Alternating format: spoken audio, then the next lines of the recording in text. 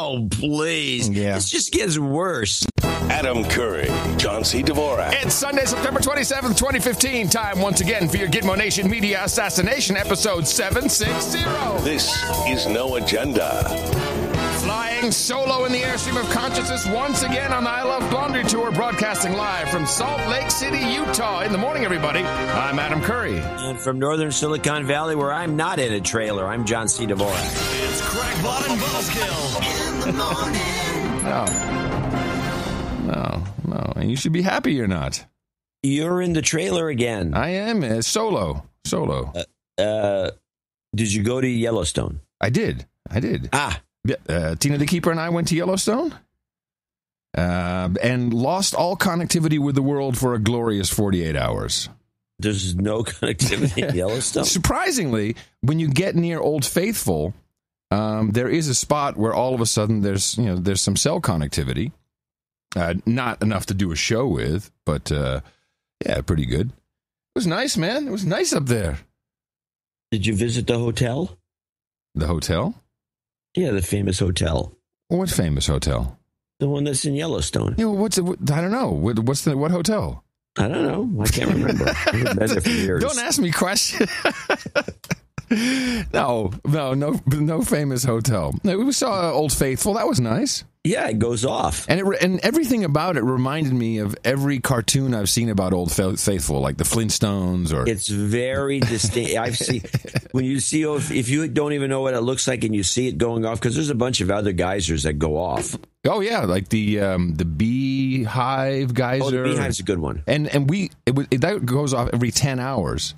And that's a big one. That's a big one. So the thing about Old Faithful is no one knows when it's going to erupt. They only have estimated times. I thought it was like every 40 minutes. It used to be it used to be called Old. I know a little of this because I went there a lot when I was a kid, and then I've been there recently, but not that recently. But it used to go off routinely every 1 hour, and that's why it was called Old Faithful. But people started throwing chairs down the hole. Vandals. I didn't know about this. Yeah. Well, so they were throwing crap in there and peeing in it and doing all this stuff. And over time, it's just like the clockwork thing is over. So it's now like anywhere from 45 minutes to 2 hours. Huh. Yeah, it's 45 minutes to like an hour and 38 minutes. And so what's cool is there's this observation deck right off of the Old Faithful Lodge or whatever the hell it is. Maybe that's the hotel you're talking about.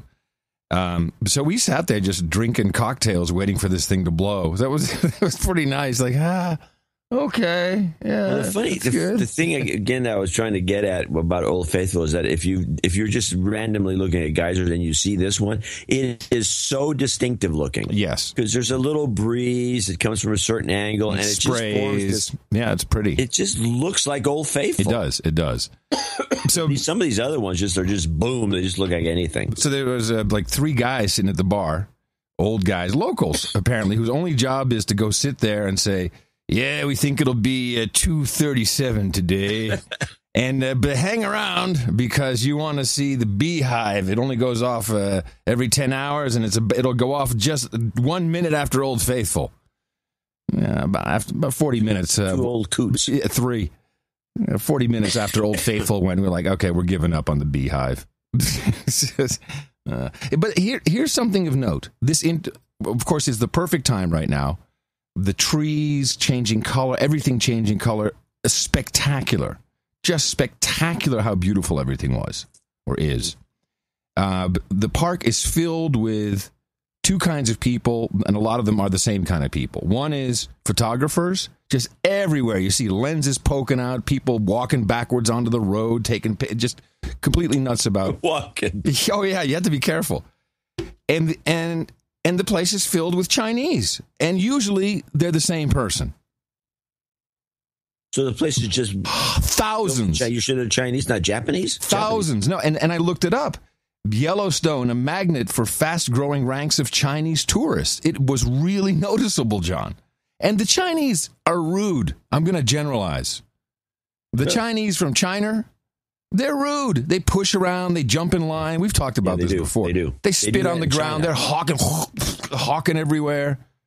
Yeah, they walk right. Just rude.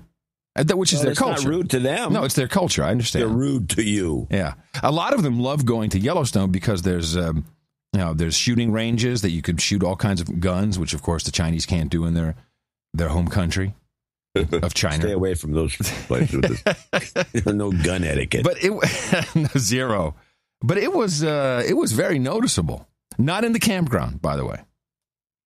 No Chiners camping. No Chiners camping. It was nice up there. We stayed in Teton Park camping ground, right outside of the park. It was good. I set up the buddy pole, did a couple of QSOs from 8,000 feet, which was nice. Do you have your card? A QSL card? Yeah. You do? Yeah. Yes, I have a. You don't have a QSL card? Me one. John, you gave my Epic No Agenda beer to your frickin' kid. Why would I send you a card? That was my beer I gave to my kid. Oh, okay. Well, so my beer is still there? Yes, your beer is still here. Okay, good. But it was a little surprising. I thought the drive to Salt Lake City from Yellowstone would be a little shorter. It still took a good 6.5 hours. And part of the reason is you go through the pass, which is a 10% incline and decline grade. And I'm happy to announce that the rig performed brilliantly going up. That's pretty steep, 10%. Yeah, especially when you're towing something. Yeah, and I saw the thermometer, the engine temperature move up a little bit, but yeah, it wasn't too bad. Going downhill is the more dangerous part. Yes. So I recommend something for you. Okay. So they have these. I think they have them in the Rockies. Sure, they do. They must. They have some trucks when they're going downhill, especially if the incline is more than 10%. Sometimes you can be as high as 15%. And they have these little areas that you can turn out to. You're out of control. Yeah, it's a runaway truck ramp. Yeah, there's a ramp, and so you turn into it, and it's all it's gravel. You basically get buried in gravel. Yeah. So my recommendation to you, because it's always possible that bad things can happen, just do a dry run into it. Yeah, no. No. By the way, the Ford, if you set the cruise control, it does downshift and brake on the engine as much as possible when going downhill. That was pretty impressive. Most cruise controls try to slow you down. Yeah, but the last car I had, John, was a Dodge Ram from 2002. Oh. I was happy the thing would go down. It would roll. So, yeah.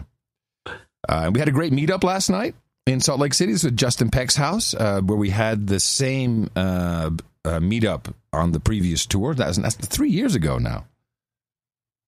Good. Yeah, and a lot of familiar faces there. Sherry Osborne, the rain stick lady. Yep. And she pleaded with me. Yes, she says you need to shake it a lot more. But she also said, please ask John to be a little careful with it because they do work, you know. It was really nice. There was one of the producers brought his wife, and she didn't want me to mention where she works or her name, but she was really nervous. First of all, she was super cute. She was looking nervous, and and I couldn't quite figure it out. And then at a certain point, she was about ready to leave, and with her husband, and he was really cool. And she says, "Well," I said, "Well, what do you think of your No Agenda experience?" She said, "I don't feel good about this." I said, "What do you mean?" "Well, but here you're talking about migrants and." About Trump and this. What are you like, a hate group or? Yeah, only hate groups talk about Trump. But it was specifically about migrants. Now, it turns out she teaches English as a second language mainly to migrants. Well, yes, people planning on migrating, but from the Middle East, a lot of Iranians, Saudis. I think mainly Saudis, probably. But anyway, it was beautiful because she was, she had all these things in her head about, the migrant, that we hate the migrants and we want them all dead. And like, hold on a second, where are you getting this from? And that Trump, he said, Megyn Kelly was a bimbo on her period. I said, no, he didn't actually say that. Yes, he did. No, he didn't say that. And what it turned into was a on-the-spot live mouth-hitting exercise. And it was really cool. Everyone sat there, and we all kind of were very careful. We were, of course, surrounding her. What, the whole group of No Agenda-ites? Yes, everybody was surrounding this one. Why was she there in the first place? She was with her husband, who's a producer and a listener. But he should be able to. Well, you know what? I think not only did we save her, we saved their marriage. She walked out of there and she sent me an email. She said, "I'm so surprised. I had no idea. I thought I knew I was being bullcrap by the news. I even start to question NPR. Like, okay, NPR needs to be questioned. Yeah. So it was truly beautiful, and I think we have a valuable resource because she talks to all of these young people, millennials, in the Middle East, and she has all kinds of information. I'm sure the millennials that's the Iranians. We have one of our contacts, the guy Mohammed, who's in Bahrain. Yeah. Sends us notes. I think we'll read one of them today. And he discusses the millennials in Iran. And because he sent me a letter with and I was actually stunned by this, and I'll put it in the next newsletter. People sign up for the newsletter so you can get this picture. Microsoft has already opened a store. I saw this. You saw the picture. Yeah. The store I guess it's in Tehran. Mm-hmm. And I'm thinking, how does this happen? I thought this is where we haven't lifted the sanctions. I didn't think this was legal. Yeah, I think a part of that email that came in is you should do a search on rich kids. Right. Is it Rich Kids of Tehran? Yeah, something like that. For Instagram, Rich Kids of Tehran. Yeah. Man, they got it made there, bruh. Well, I don't know about bruh, but well, first of all, nothing but hot Persian chicks. With bling. Persian chicks are beautiful. With bling. They don't particularly like the veils and all that stuff. No. But it's always good to see that because you have no idea. You think, a bunch of sand bunnies there sitting on blow them up. Yeah, go ahead. Nuke them all. Of course, this Muslim thing came up in a tweet with you. Some guy, this guy that was on the Twitter going, well, I listen to No Agenda and all. This is anti-Muslim. Oh, no. Islam hate Muslims. Islamophobes. And he said the whole show was nothing about Muslims. Was he listening to our show? I don't know what he was listening to. Well, guy's from media. He's from Hillary Clinton's front organization, Media Matters. I know. I saw it.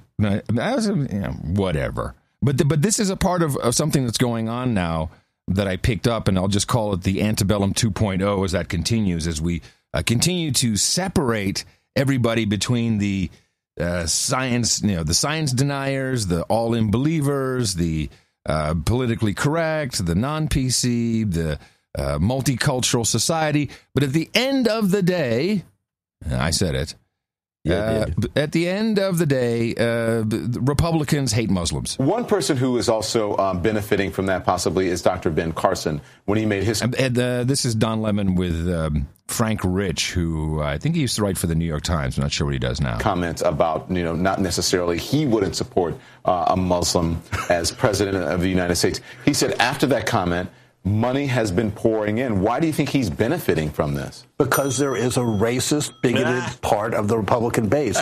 His own campaign manager said to the New York Post a couple of days ago, the Republican primary electorate is 80-20 on our side on these anti-Muslim comments. Why? But what do people see in him? Because he's a minority. He's an African-American. This is funny how Don Lemon can't get it into his head that racism is not just against black people. It can be against all kinds of minorities, and it's hard for him to parse it. I don't get it, but he's a devout Christian, and maybe he thinks Muslims. Well, I'm saying because you say that there's a racist element out there appealing, but he is a black man. He is a black man, and there's been Republican support for other black candidates. Herman Cain last time. Nonetheless, it doesn't mean it applies to everybody, but I think Muslims are the new sort of target of this kind of racism. And Muslim is the new black. Muslim is the new black. Muslim is the new black. Yeah. Only Don Lemon can say it. Muslim is the new black. Yeah, exactly. Yeah. The Republicans, the Republicans saw, this is what I derived from this. Republicans saw that they weren't getting anything. It just wasn't working. This hating black people, it wasn't really talking to the base. So they switched and they became racist against Muslims. Because that's the new black. This is the thinking. They have to be racist against something, or they wouldn't be Republicans. Exactly. Oh, man. So it was so beautiful to see someone. The light just went on in her eyes, John. I just get to, I'm sorry, but I'm still back at the image of some poor woman surrounded by no agendites, all staring her down like a bunch of cats with a mouse in the middle. Someone posted a picture on Facebook of the actual occurrence. It's pretty cool. We're all sitting there in folding chairs and in Justin's, his man cave filled with, it's like a Ted Kaczynski. Filled with AR-15s and, It's kind of depressing, on the other hand, when somebody says, and I think this is common with our show, they generalize about the show. Oh, there's just conspiracy. I thought you conspiracy theorists. I thought you guys are just conspiracy theorists, which is a put down in right off the bat, which means they're not really on your side on anything, and which that Media Matters guy did. Totally. When did you guys become Islamophobes? I just thought you were just conspiracy theory guys. I didn't know you were Islamophobes. Yeah. Wow. Yeah. No, but it was good. That's the way it works. The entire structure of media works that way. And I'm continuing, of course, with the 3x3. It's only in its 6th week. You're exaggerating. Okay, 5th. I'm just coming up to week 2. People were saying this yesterday at the meet. It was a good meetup. We had people had driven 7-8 hours with their kids. Nice. Kids wearing cool No Agenda T-shirts. It was super nice. Sorry, there's a little bit of noise here. People are moving. I'm in the Salt Lake City campground, and you're still in the campground? They didn't kick you out? No. The plan is right after the show, after everything's posted, and I'm good to go, to drive. I think it's 4.5 or 5 hours to Moab. I'm on my way home now. You're heading back. I'm heading back. I dropped Tina to keep her off at the airport yesterday. She had to fly back because she's. What'd she fly out of? Salt Lake City International. That's a good airport. Yeah, they let me drop her off with the Airstream. There was no height restriction. For drop off at least. Yeah, well, that's because I believe the U.S. government hates Mormons so much they hope somebody comes in and blows up the airport. This is also what is interesting about the meetup here, and I recall this from last year. There were people currently in the Mormon Church. There were former LDSers. Everyone just kind of gets along. Welcome to Utah. Yeah. There's some relation generally, or. Yeah, they get along fine. In fact, it's one of the friendliest groups of people you ever run into is Utah folks. Truly. Except when they're playing football. Oh, I don't know about that. It seems to be a bunch of dirty teams. No offense. Yeah, be careful. Well, let's listen to a little of the 3x3 analysis. Yes, 3x3. With ABC is one of the stations. They're pushing George Bush. And they do not George Bush, but Jeb.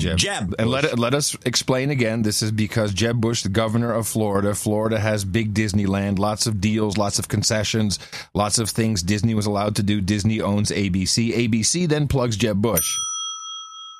Very simple, straightforward deconstruction. But they can't just come out and say, we think you should vote for Bush. So they have all kinds of different ways of doing it. So let's play a couple of them.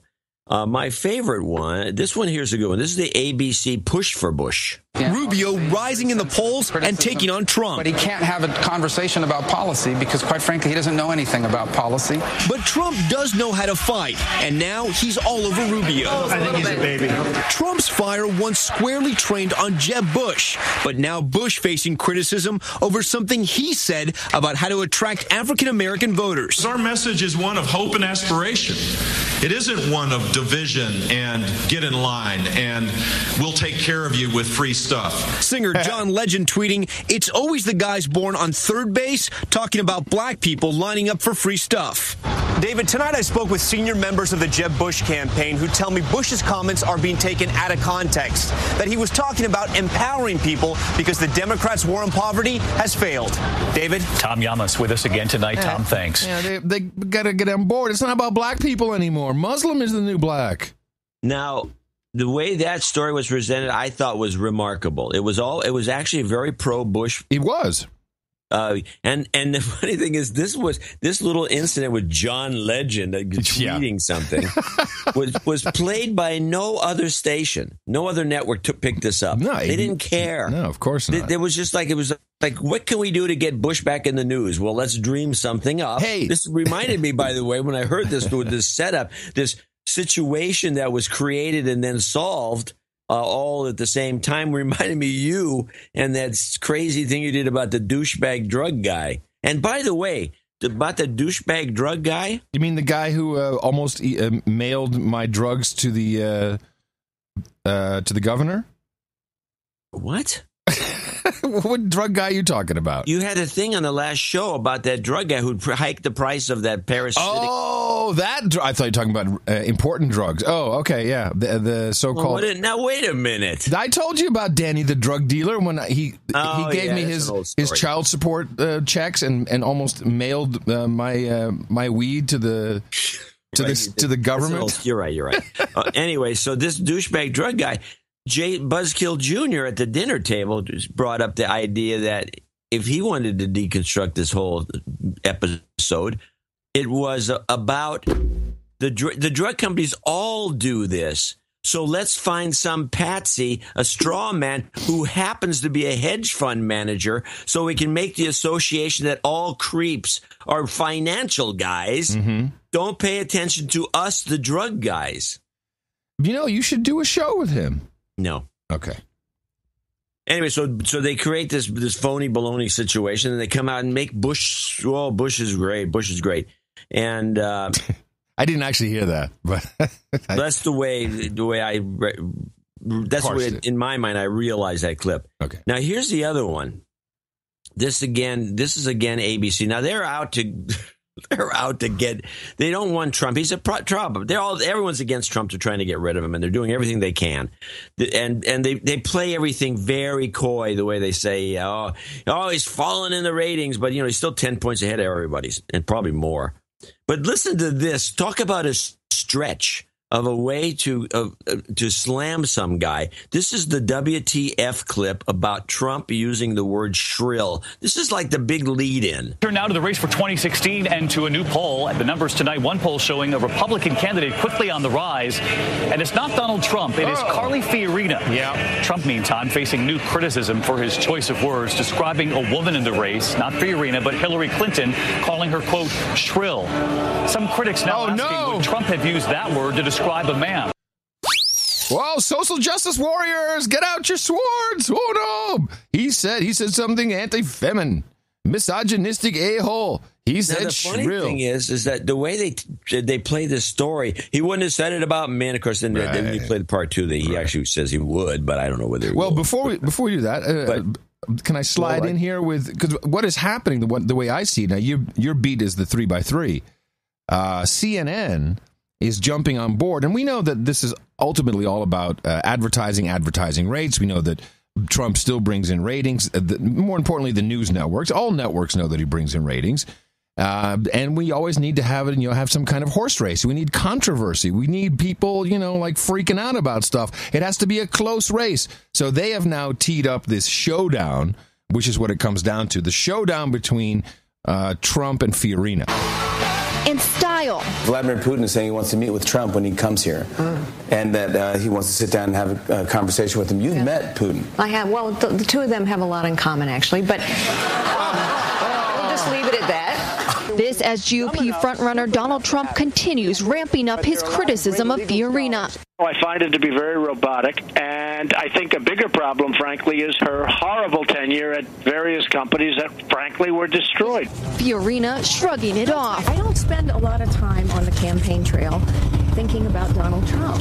I really don't. And so I'm going to keep doing what I've been doing. But her campaign telling supporters in an email, we get the point, Mr. Trump. You're worried. You should be. You'll be seeing a lot more of that face. Trump also renewing his war against Fox News on Twitter, tweeting, I am having a really hard time watching Fox News.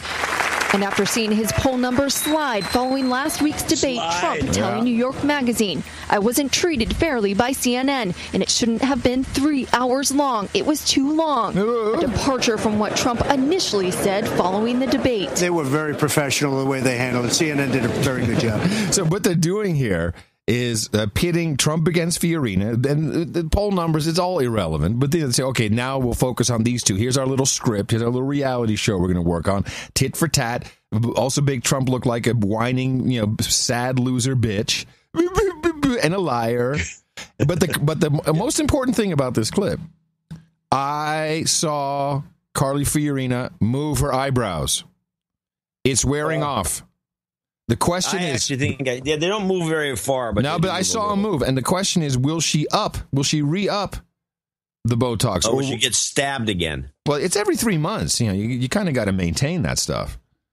So I don't know why anyone would use it. Yeah, except for now. Yeah.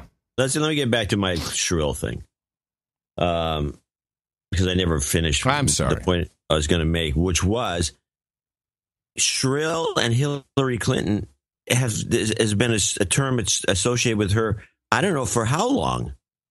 She's always had a shrill, being shitty called voice. Shrill for a decade. Yeah. So why is it now such a big deal? Well, it was just obviously just a lead into just to do a cheap shot at Trump. Now I've been picking up on memes.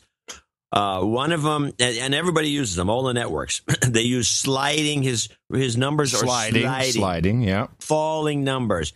And then the one that I like, I think Katie Tur, and I have another Katie Tur report, and she's just out to get him.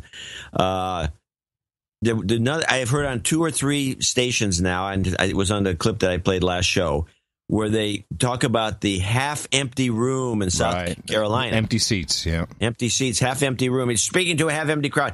I'm now, because I've heard this so many times, I'm now thinking that the half-empty room was a dirty trick. Possibly. Because dirty tricks, of course, are part of the political landscape. We don't hear as much about them as we used to during the Nixon administration, when he had this enemy who was always playing dirty tricks on him. And he was apolitical, this guy. I can't remember his name. People can probably, someone in the chat room might remember it. But this guy was the bane of Nixon. He would dress up in chicken suits with signs that said something silly. He was getting more attention than Nixon for a long time, because he was just humiliating Nixon constantly. And I think that this has never really left the political scene, this sort of dirty tricks. And I think that half-empty room was a dirty trick. Somehow the thing was canceled, everyone was told it was canceled. Who knows? But it seems like a dirty trick because it's become a meme. But let's get to the WTF2 clip, which is the wrap-up of the evil Donald Trump. And I want to stop for a second and mention to people listening to this Donald Trump analysis, we do a lot of. What we're doing is showing you how the media is trying to manipulate the public. And right now, Trump is just the absolute best example of evidence of this. Yes, and I believe he will wind up holding the short end of the stick on this. He has no idea. When I saw that the I'll just call her a new producer to the show yesterday, and even the name Donald Trump, there was fire-filled hate in her eyes. Seriously, and of course, and I'm like, wow, it works so well, and people know so little. They listen, they get headlines, they just hear something. Oh, whatever, he's an a-hole. Oh, yeah, he's an a-hole. Hates women. Oh, he hates women. Yeah, hates Muslims. Hates women. He's going to kill all the immigrants. Right. It's like you can see people who are informed purely by Facebook. You can just see them. Yeah. It's sad. All right, part 2. Well, anyway, this is a very good study. With new polls... I'm sorry. I just think this is a good study to follow this. With new polls showing Donald Trump's lead shrinking, his newly emboldened rivals are calling him out as thin-skinned and ill-informed. If I quit talking to all the people who attacked me, I would have crawled under a rock long ago. That's part of it, A new poll tonight showing Fiorina now in second place in New Hampshire, and just behind her, Marco Rubio also taking aim at Trump. He's not well informed on the issues. He really never talks about issues and can't have more than a 10-second soundbite on any key issue. He's a very touchy and insecure guy. All week, Trump ripping into his competition. Rubio, I've never seen a young guy sweat that much. No, I've never seen. He's drinking water. I never saw anything like this with him with the water. And today, Trump fending off new accusations of sexism after this comment about Hillary Clinton. And Hillary, who's become very shrill. You know the word shrill? She's become shrill. Trump insisting he would say the same thing about a man. I think the word shrill doesn't apply to women exclusively. She's gotten very loud. She's gotten very boisterous. And that can happen to men too, Caddy. And David, Trump now making a big push for evangelicals. Tomorrow making an appearance at the Values Voters Summit in Washington, D.C. And on Monday inviting more than a dozen church leaders to Trump Tower. David? I wanted to tack on to that. Because we have that Hillary laugh, and I think your analysis of that was yes, she has to appear more friendly, and they have a whole new way of her to act. I caught Fareed Zakaria, who of course is an insider, even though he claims himself to be a journalist. He's pretty much a columnist who plagiarizes frequently. Oh yeah, and he was talking.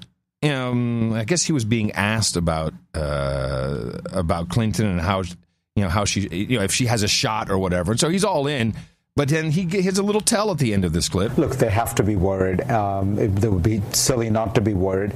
The truth of the matter is, Hillary Clinton is an incredibly impressive public figure, in my opinion. Truth of the matter. She's very intelligent. She's always very well briefed. She's very smart on policy. She's put out more policy papers, I think, than any of the other candidates. She has trouble with the sort of charisma element, and the fact that that is always a struggle for her produces, invites some of this, and she hasn't had the ability to do what Clinton just did, which is to explain the email controversy with this long arc. He has this way of effortlessly explaining it all, which I think if she could do with a smile, it would change things. Yeah, there you go, with a smile. They've talked about it. It's so obvious. She's a little actress, little Meryl Streep. She is.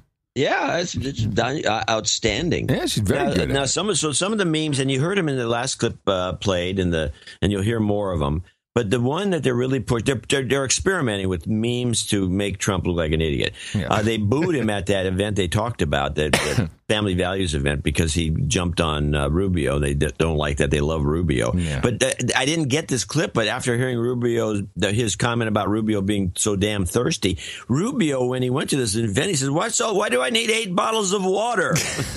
Yeah, well, we've seen I guess is well known for this. But the one that they're really trying to is the issues one. He doesn't talk issues, and then the one they're really going after him because they know it's damaging, and they did it in that clip. Thin-skinned. Yes, same thing with that sore loser, whiny bitch, thin-skinned. Thin-skinned. And to prove that, I want just listen to this little piece from. This is the Trump CBS. This is a tease for tonight's show on 60 Minutes. Trump's going to be interviewed by Scott Pelley. And this is the teaser for it that was on the CBS Evening News. This is the Trump CBS does not like lies clip. Listen to how it's set up. The billionaire front runner is harsh on his critics. And we asked him about that for 60 Minutes. Why so thin-skinned? I don't like lies. I don't mind a bad story. If you did a bad story on me for 60 Minutes, if it were a fair story, I wouldn't be thin-skinned at all. Some of the media is among the worst people I've ever met. And I mean, a pretty good percentage is really a terrible group of people. They write lies. They write false stories. They know they're false. It makes no difference.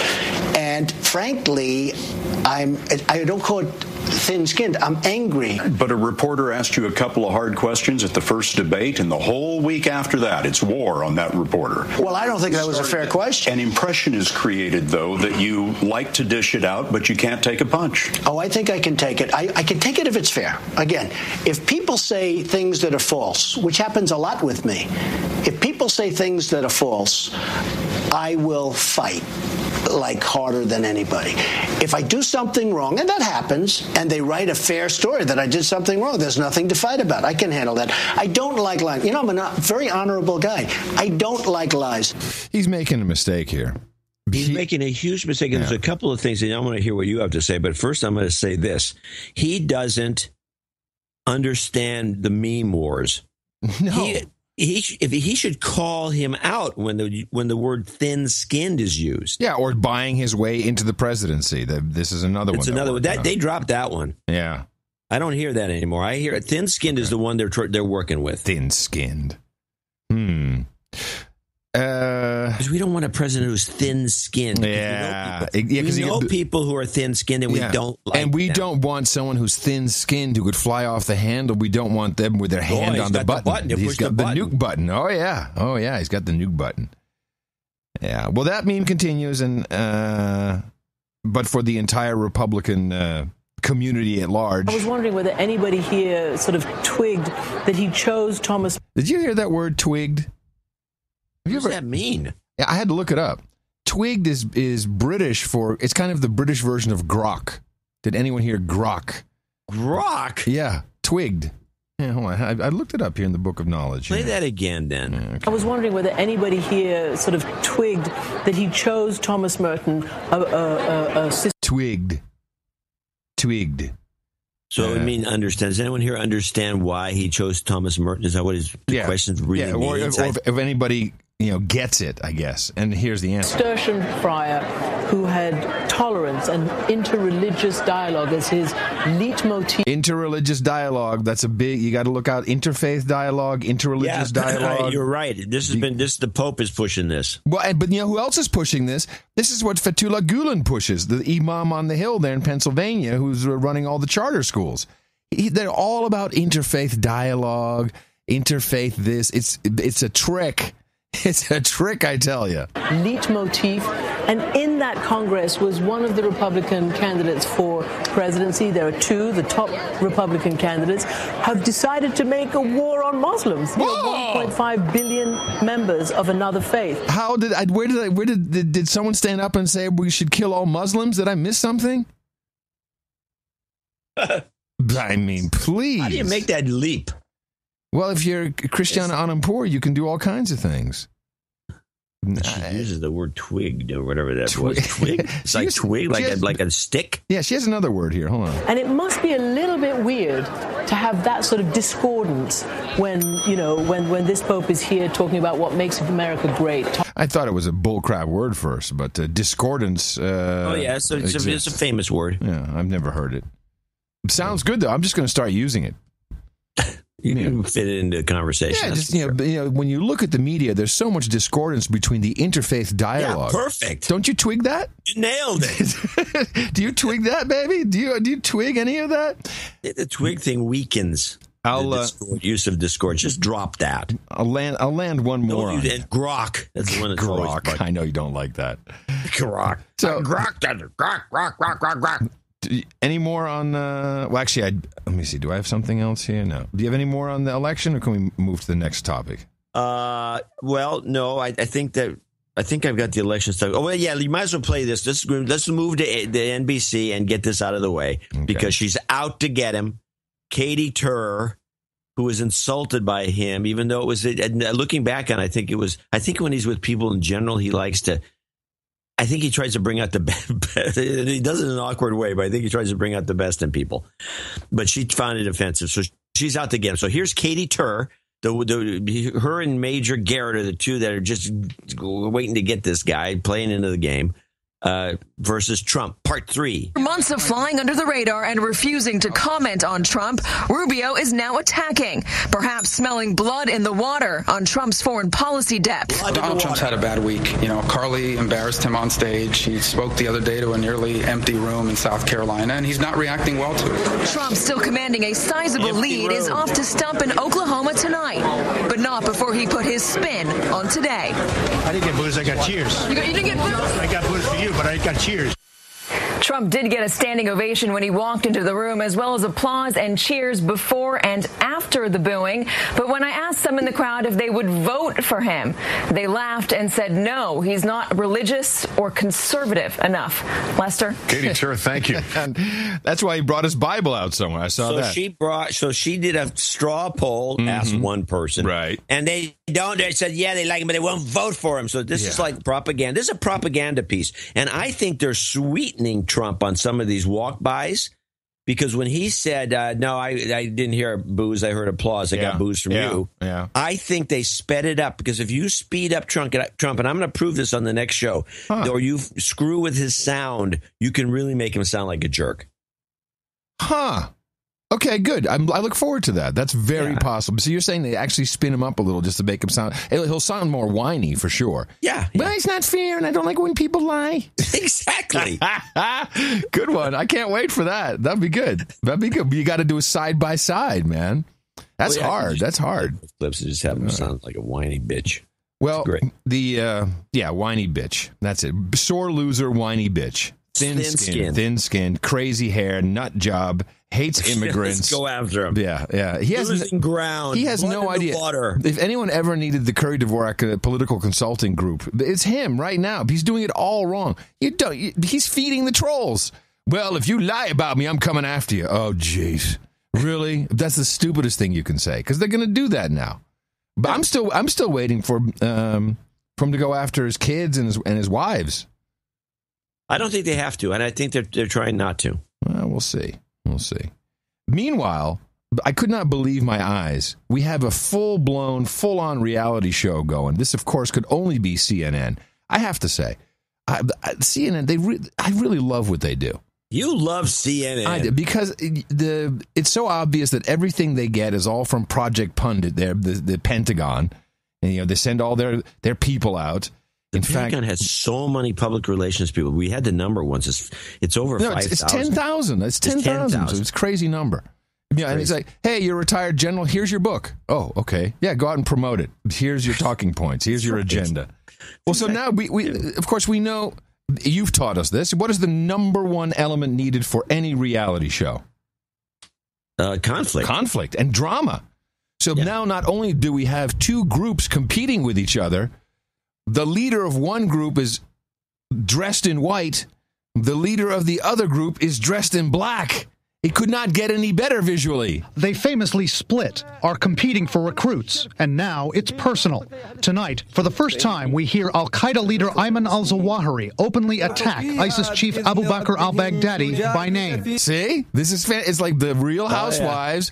Well, you may have stumbled onto something here. She said something mean, and she didn't apologize when she insulted my husband. In an audio message, Zawahiri calls... Can you tell I watch? Baghdadi and ISIS illegitimate. We do not acknowledge the caliphate, and the Muslims are not obligated to pledge allegiance to it. Wait a minute. What? And we do not see Abu Bakr al-Baghdadi as one worthy of the caliphate. This is pure frustration, analysts say, over Baghdadi and ISIS heavily recruiting jihadists and stealing al-Qaeda's propaganda thunder. You can compare it to two drug gangs or two mafia mobs. Yeah. And here they are. One is encroaching on the other's territory. A U.S. intelligence official tells CNN this could reflect Zawahiri's bitterness after ISIS rejected his attempts to mend fences. I mean, they're giving a backstory. This for people who maybe are new to the show. This is the format of reality television. You start off with the conflict. You show the white guy looking all white. Black guy looking all black, just put them split screen next to each other. Mark Burnett. Well, who knows what could happen next? And then they give the backstory on why he hates him. Oh, she said this, she said that. But there's clearly personal animosity at play. Zawahiri and Baghdadi hate each other a lot. Zawahiri, from his perspective, there's Andy Cohen, telling him how much they hate each other. Sees Baghdadi as an undisciplined, disobedient upstart. Baghdadi, for his part, sees Zawahiri as too meddlesome in other people's affairs. The broadside from one terrorist leader toward the other brings a strong warning tonight from one of Congress's top Homeland Security leaders. Well, you can only guess what that means, John. I mean, if we have two competing sides, what are they going to try and do? They're going to try to blow us up. Yes. That al-Qaeda and ISIS will now ramp up efforts to outdo each other with deadly consequences for America. If you see that kind of competition, I worry that they're going to up the ante to try to win, be the winning game in town and attack the United States. The competition's already started. Competition. Taking a page from ISIS's playbook. Hey, I want to vote that guy off. Do we have a text number yet that we can dial in? Where's Ryan Seacrest? Where's our number to dial in? Yeah. Al-Qaeda has recently stepped up its calls for lone wolf attacks. in its Inspire magazine, pleading for its followers to assassinate American business leaders like Bill Gates. Hey, wait a minute. Now we're talking reality television. Bill Gates? Who else are we going to assassinate? Like Bill Gates, the Koch brothers. Oh, Koch brothers. Yeah, let's kill those guys. This is great. Warren Buffett. But Zawahiri... That's a good start right there. You take those 4, kill them. Man, it'd be dancing in the streets. He also indicated they could work together to attack the West, saying if he was in Iraq or Syria... Stop there for a second. If I was Gates, Buffett, or even the Koch brothers, they must know this is bull crap, and I would go Koch after brothers! these networks. Go after what? Go after these reporters. What are you trying to do? Why are you mentioning my name? Oh, because we have a report. No, you don't. You have no report. This whole thing is bullcrap, and you keep mentioning my name as a target. Because you could bring some lunatic out of the woodwork. Now, of course, that would jack up ratings. but yeah. But it would jack up ratings if some lunatic out of the woodwork shot Buffett. Why don't they say Trump or something else cool or some other Republicans? Maybe because Trump's not given to because he's running for president. No, I think it's because he's running for president. I'm sorry, it's a different show. It's a different reality show. We can't cross the streams. It's on a different network. So true, so true. Zawahiri also indicated they could work together to attack the West, saying if he was in Iraq or Syria, quote, I would cooperate with them in fighting the Crusaders. He does not want to take all his cards off the table, because if the Islamic State begins to gain more momentum and it becomes even stronger than it is now over al-Qaeda, and it is, then Zawahiri wants to leave his options open. Fabulous. I'm very excited about the new one. That's a good catch. We'll be on the lookout. Now it's officially the watcher of this particular soap opera. We need a name for it. It's got to have a name. It's got to have one of those. I know. Keeping Up with the Caliphate. I like that. I roll them out. Okay, jingle makers out there, we know you're out there. Keeping Up with the Caliphate. Keeping Up with the Caliphate is a good jingle. Al-Zawahiri versus al-Baghdadi. Keeping Up with the Caliphate. Last time on Keeping Up with the Caliphate. Yeah, I think it'll work. I think it will work. It's a winner. Yeah. Good catch. Yeah, well, be on the lookout for it. You're only going to see more of it. And then, of course, you know how the show ends. The two of them join sides and go after us. They're always going after us. But wait, that doesn't become apparent until episode 6. Oh, no, that's got to be deep. Yeah. It's not 6. I'm thinking 13. As a season cliffhanger, you mean? Yeah, as a season cliffhanger. Oh, man. Yeah. So John Boehner quit. Yeah, crybaby. This because you were on the road. I caught it. I was listening to CNN on the Sirius XM satellite. Yeah, I guess the meme is that the far right in his party hated him. Far right, the crazy far right. Far right is just it's just guys didn't like him. But let's play this clip because there's an element that I don't think is in the clip, but they talk about it as though it's news, is that Boehner cried. He cried. Do you remember? I mean, he's always crying. Yeah, Boehner 5 or 6 years ago, we were talking about how Boehner goes into tears at the drop of a hat. We have a lot of professors and scientists in the human sciences. Wow, I need to close this window. The wind is blowing a little hard. I would like to know, if someone is always on the verge of crying, does that not mean that there's some deep childhood trauma gnawing away at him all the time, that it's just bubbling up to the surface, like something really, really horrible happened to this guy? And I don't know. Maybe he's just sad. Because I'll remember when I got divorced, although, of course it was joyous to be, but I was emotional, and I would catch myself like watching The Voice. First of all, watching The Voice. And then second, The Voice. Well, there's it's designed to be something that's a tearjerker is called a tearjerker for a reason. But my point is, I know this. I'm a professional. I don't blather at The Voice, but there was all kinds of emotions going on, and I'm watching The Voice. Job. He had one leg. No chairs turn, and her dad has cancer. No chairs. Oh, what are we gonna do? No chairs. And then the chairs come around, and they all say, you could have won. You were so close. So I'm thinking the guy has some. He has some big psychological thing going on underneath the surface. Shallow, very right underneath the surface. Anyway, I don't know. Maybe he's deep. Maybe it's just he's deep. Yeah, doubt it. Well, here's a rundown for people that don't know. Deep. He's deep. John Boehner quits his job. When Boehner said those fights were unwinnable, he became the enemy. Here's how conservative activists reacted today when Senator Marco Rubio broke the news. Just a few minutes ago, Speaker Boehner announced that he will be resigning. Since July, a couple dozen conservatives have been pushing for another vote to unseat Boehner, and the contempt is mutual. You've used words like knuckleheads and some other words we probably can't use on television. Had you just had enough? I would not describe it as having had enough. That's not it at all. When you're the Speaker of the House, your number one responsibility is to the institution. And having a vote like this in the institution, I don't think is very healthy. But won't the next... Wait a minute. What vote is he talking about, John? They want to vote him out. Oh, okay. I get it now. Speaker face the same thing? Hopefully not. The uncertainty worries some Republicans, like New York's Peter King. I feel bad for the party that the crazies have taken over. It could help explain... The crazies are taking over, man. The crazies have taken over. This guy's the worst. Yeah, he's the warmonger, crazy fuck of all. He's a warmonger. He keeps doing things, he's a horrible person. Keeps having hearings, about stupid crap. You're taking over. It could help explain why Boehner was so emotional when he met the Pope yesterday. Pope puts his arm around me and kind of pulls me to him and says, "Please pray for me."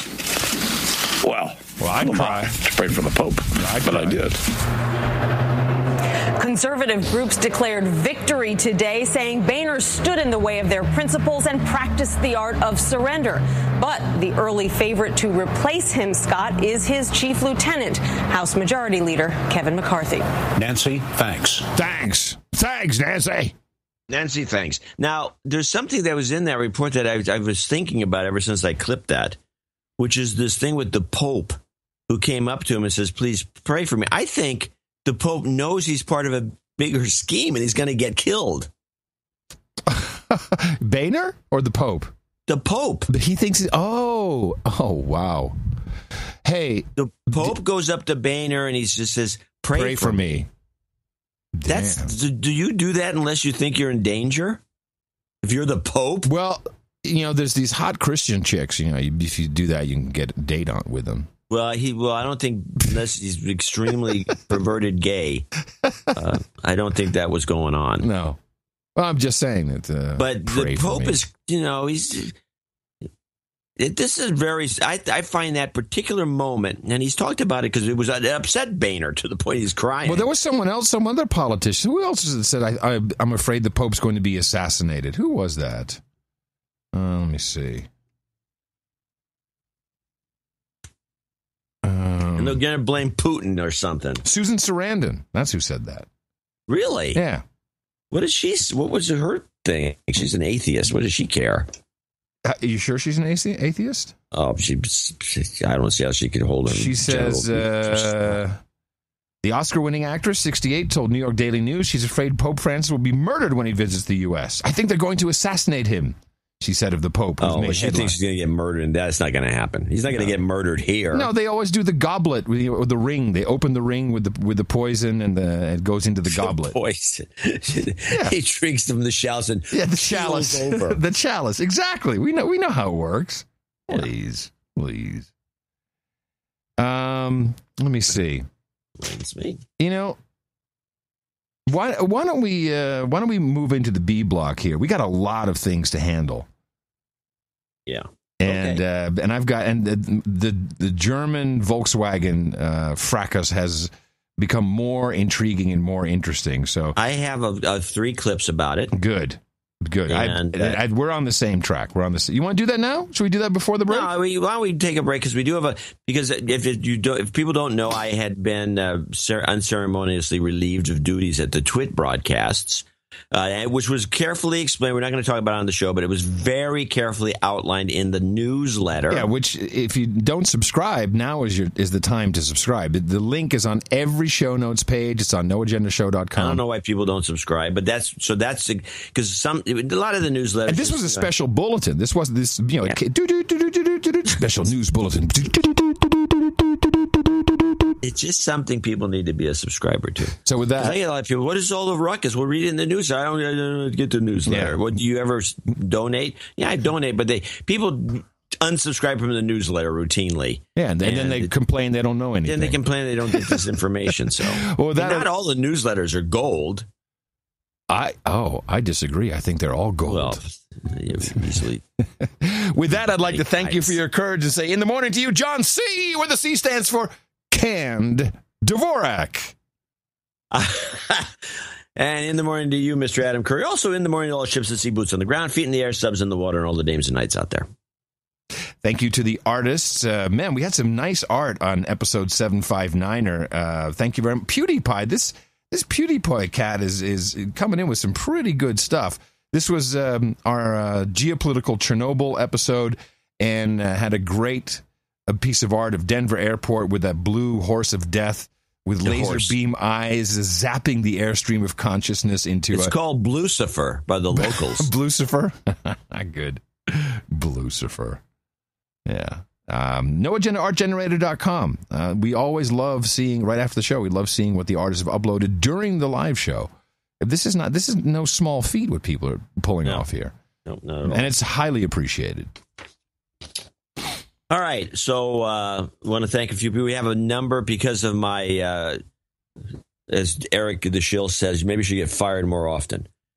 We had a bunch of people that came in with pretty good, substantial donations to help us here on show 760, starting with Pierce, 2 Instanites, which is rare to get 2 in a row. It's been a while. Pierce, although by random number theory, it's not that rare.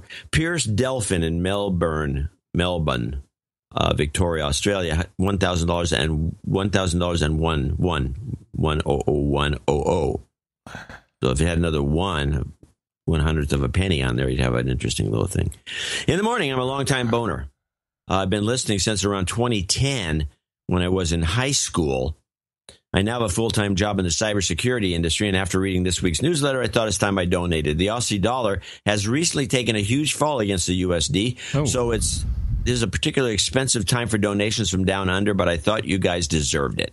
Thank you. No jingles necessary, but if possible, I'd like to hear the Doing the Twit remix at the end of the show. I've also noticed that Dvorak has blocked me on Twitter. I don't remember blocking him. I didn't actually interact directly with people in the IT arena. Somebody whose name was... Tech. Gibson's nuts. I can't even remember his last name. I think his first name may have been Ben. All right. Doing the twit. Dude named Ben. You've got karma. I'll play the full thing at the end of the show. I'll unblock you shortly. Yeah. I don't know how you got blocked. Well, you are. I'm a blocker. You are truly a blocker. One of the producers last night said, "Hey man, unblock me." What are you talking? I don't block anybody ever. I thrive on it. He thought you blocked him? Yeah, just because I didn't answer. Oh, yeah. Well, you never answer. That's for sure. Kevin B66 in Chicago, Illinois, another $1,000. Don't use my full name. Just call me Kevin B. The Instanite donation is in honor of John getting blackballed. I would like to be called Sir Blackballs of Twit. Sic Semper Tyrannis. Oh, God. A little Latin in there to make things more interesting. What does that stand for? It means... ready to fight tyranny? Something like Prepared to fight tyranny? Maybe. Is it Sic Semper Fi is the Marines? That's prepared for tyranny? I don't know. I have no idea. I didn't even go to 3 months of college. You could just take and cut it, drop it in Google, and you'll find out quickly. Sir Dwayne Melanson, Duke of the Pacific Northwest, in Tigard, Oregon, in the wine-growing region, just north. 66536. Thus always to tyrants. What? Thus always to tyrants. ITM gents from the currently unincarcerated Duke of the Pacific Northwest. This amount spells no Leo on the phone. 66536. That's a good one. That's a good one. First the brain. Now then he laments. He says, "First the brain, Professor. Now this sounds like rule followers have a thin skin." Karma for all supporting patrons of your show, please. Okay, we'll give you some karma there. I'm a rule follower, right? What do you do? Are you a rule follower? You've got karma. I might as well get it out of my system now. You're getting it out of your system. Dr. Wookie in Tracy, California, $500, another executive producer. Please refer to me by my online name, Dr. Wookie. Dear John and Adam, greetings from FEMA Region 9 in the dreadful hell that is the Central Valley. I've been donating $4 a month since 2013, shortly after John hit me in the mouth while he was appearing on a Twitch show. In that time, I completed 4 years of emergency medicine residency, actually working as a slave and making less than the minimum wage for the 60-plus hours a week I put in. And I have finally been working for a real job, making ungodly amounts of money for the last year. It's high time I share the wealth and become a producer. Of course, at the end of the day, unquote, I have the requisite student loans of more than $330,000, keeping me a slave. Yeah. It's ridiculous. I resolved to dig deep and deliver a donation to help make up for that big-time twit money he'll be missing out on, which is $500, which is what he paid. Also, make me a night. I include my accounting below. I'd like to be Sir Dr. Wookie of the medical establishment so I can continue to hit my fellow disillusioned colleagues in the mouth. Please take me out with a Leo Science followed by a douchebag and throw in a karma for the poor souls who are, this is a Dr. Kiki Science, I believe, out there who don't know better than to come to the emergency department with colds and hangnails. I'm trying to temper my anger towards them. Oh, man. All right, give him his karma. Yeah, I don't know if I can find that other science thing. Just give him the Dr. Kiki one. That's the best one. Always have Dr. Kiki handy. Shut up already. Science. You've got karma. Woo! The science is in. Sir Skit's right. It comes in with another $500 from Phoenix, Arizona. The only reason I watched Twit was because you were on it, but I realized I probably haven't watched in 4 years. So I guess it doesn't make any difference. Yeah. Here's $500 for the appearance. Plus, just needed to feel good about something. Me and my girlfriend just broke up today after 3 years.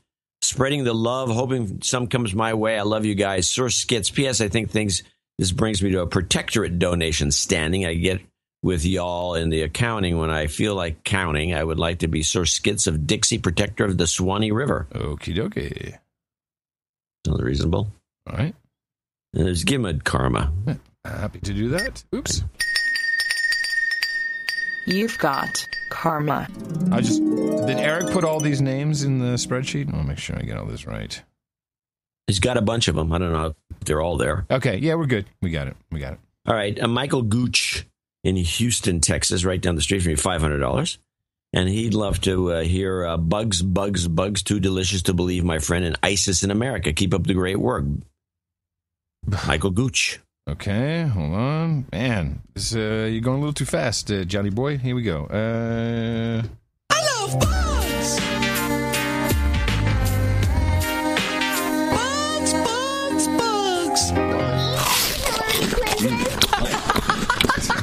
Tastes like poop. Eat me, Hillary Clinton.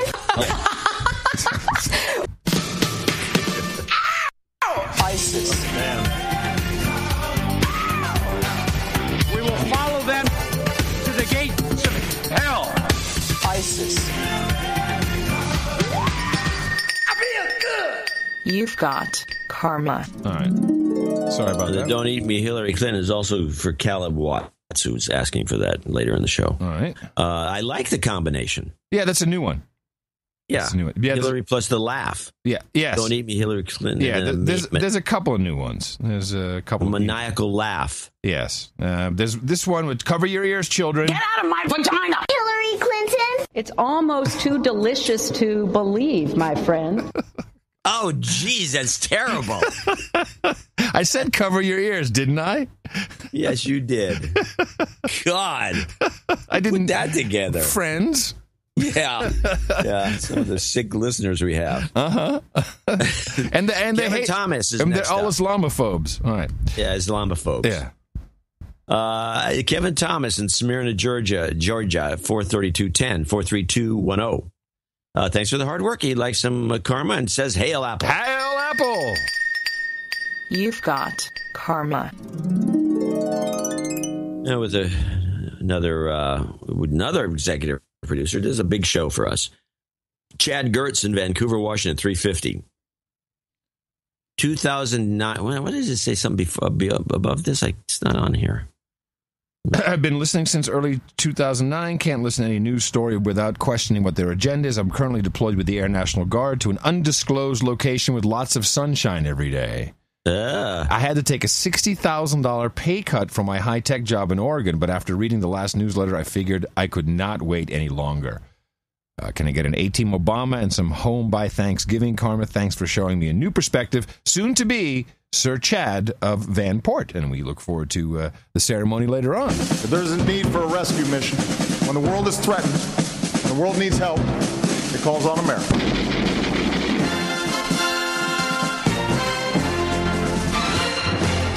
And that's the story. You've got karma. And continuing with what might be, and I'd have to check this, but this may be the day with the most executive producers ever in the last 8 years. Wow. Zach in Salt Lake City, 333. And he's Zach from Salt Lake City. Met him last night. Adam, wonderful to meet you in person during the SLC meetup. John, get out of the damned house. I left the house yesterday for 5 minutes. The mailbox flag was up. Thank you for your work on this wonderful show. During the interview with the investment bank, GS, I threw in some pipeline theory, which I credit helping me land the job. Perfect. There you go. GS being Goldman Sachs?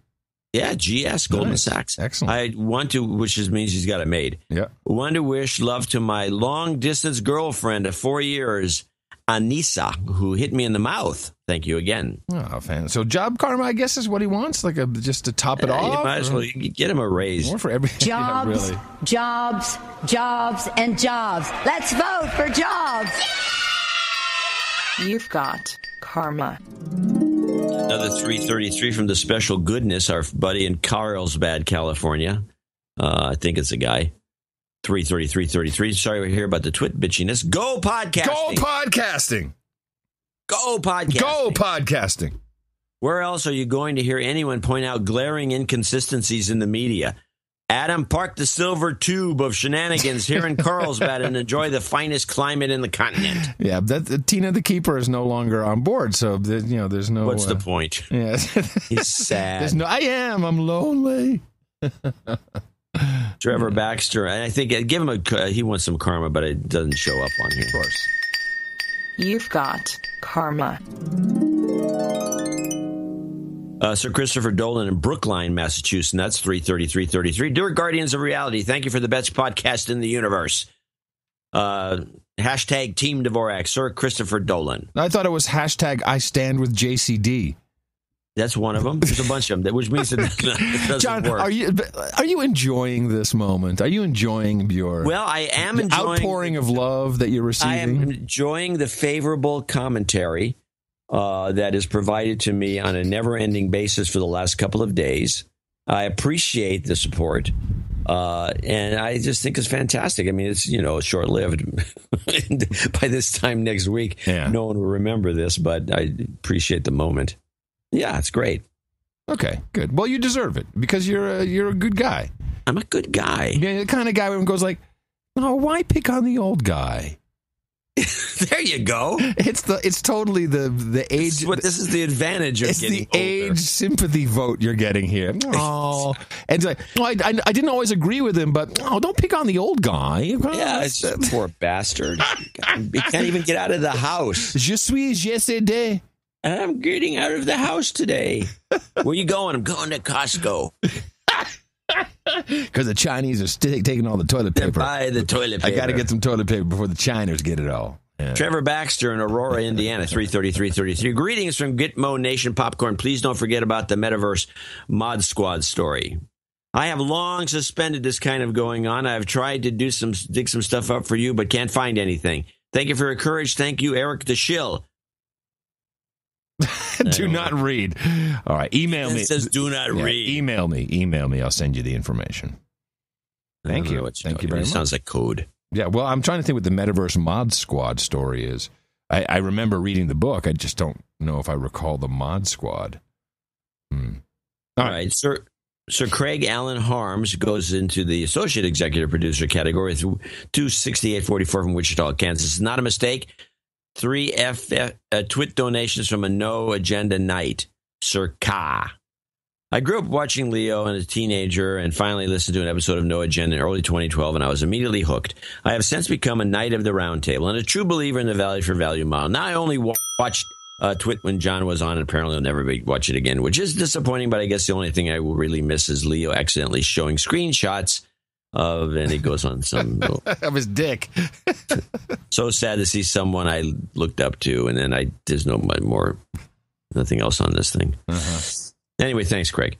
Sir David, is it Sir David? I don't know.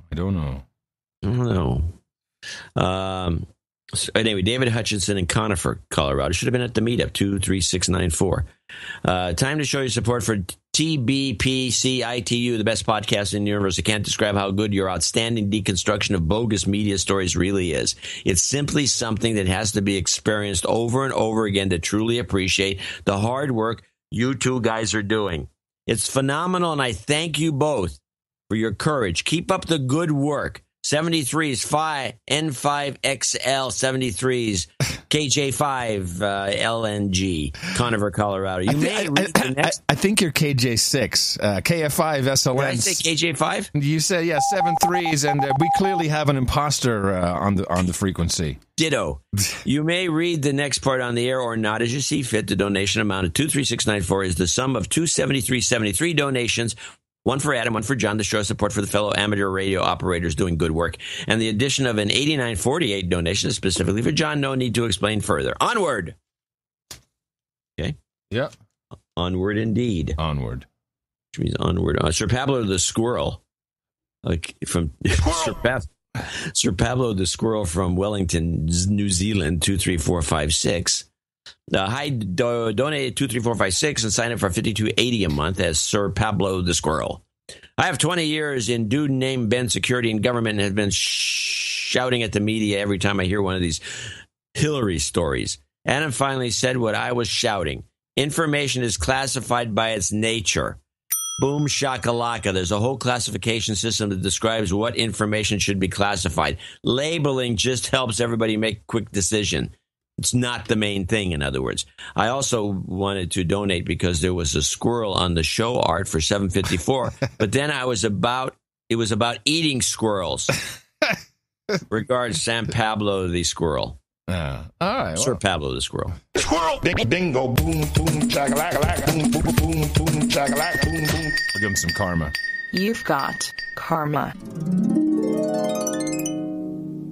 Xander Wallachia in Budapest, Hungary, 21229. Bless me, Potfathers, for I have douched.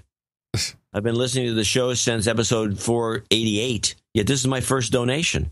I've taken one part 3333 and sandwiched it between two helpings of 89.48 for a total of 212.29. If you don't mind, it's been a long time coming, so I can use a de-douching. I will do it right now. Hold on. You've been de-douched. I discovered the best podcast in the world through John's frequent appearances on The Leo Show. I've noticed the appearances on that show have been scarce of late, so I'm not at all surprised by the dust-up. The Incident and Tell-All newsletter has motivated me, the newsletter being an outstanding product, has motivated me to become a producer and stand behind a product I truly believe in. The show has helped me become an independent, critical thinker. And for that, I'm extremely grateful to both of you. Oh, that's so nice. Yes. I've been doing my part in hitting friends in the mouth. Time for them to step up and provide value for value instead of just consuming. The gauntlet has been thrown. Please give a douchebag shout out to Team Shark Horse of Perilous Hills. Yes. Sorry. My favorite jingle is the Mac and Cheese Duo. I've missed the last few episodes, so if there's a new jingle, please play one of those as well. Did you hear Miles ridiculing my sass? Living the mac and cheese life. Mac and Cheese by Ayn Rand. Oh my God, that is amazing! You've got karma. Kyle Clanny is our final and last but not least associate executive producer from Fort Collins, Colorado. $200. Adam, this is Kyle, who you met at the Boulder meetup. I apologize for not giving a donation during the meetup. That's okay. In an envelope. Yep. But I wanted to still contribute while you were on the Love Laundry tour. I really enjoyed meeting you and Tina the Keeper. I have been a $4 a week donor since 12/12/12, but I wanted to step up to a bigger donation since I've been listening for over 5 years. May I get some job karma for my mother who was recently laid off? Also, may I get a whoopee get out of my vag? Hillary, it's almost too delicious to believe, and Hot Pockets jingle combo. Please take care and travel safe in the airstream of consciousness. Now, I see. Didn't I? I'll use the one you wanted me to shorten up. That's probably better, right? Okay. Yeah. Get out of my vagina! It's almost too delicious to believe, my friend. Jobs, jobs, and jobs. Let's vote for jobs. You've got karma. Yeah, all right. I want to thank these folks and the people that we'll thank later in the show for their great support. Yeah, that was. And we want to remind you, this is not the last show we're doing. It's not a farewell tour. No. So we do have another show coming up on Thursday. And there will be no more shows. Oh, he wanted a Hot Pockets thing. I was going to do that. Just as something we remembered. This will be the last show for this leg of the tour. The next tour, I believe, will be a West Coast, which you have not done yet. And we'll do that when it's nice and chilly on the East Coast. Yeah, well, head to Palm Springs. You sound so overjoyed. You sound so happy. Yeah. Yeah. All right. Yeah. Thank you all very much. This has been great support. Thank you for showing your support for John. I hate it when the elderly are pestered. It really sucks. So these are real credits. You can use them anywhere credits are accepted. And if not, we'll be happy to vouch for you. And please remember, we are doing a show on Thursday. Dvorak.org/NA. And I'm looking at you, brand new producer here in Salt Lake City. You got to go out there and propagate the formula. Our formula is this. We go out, we hit people in the mouth.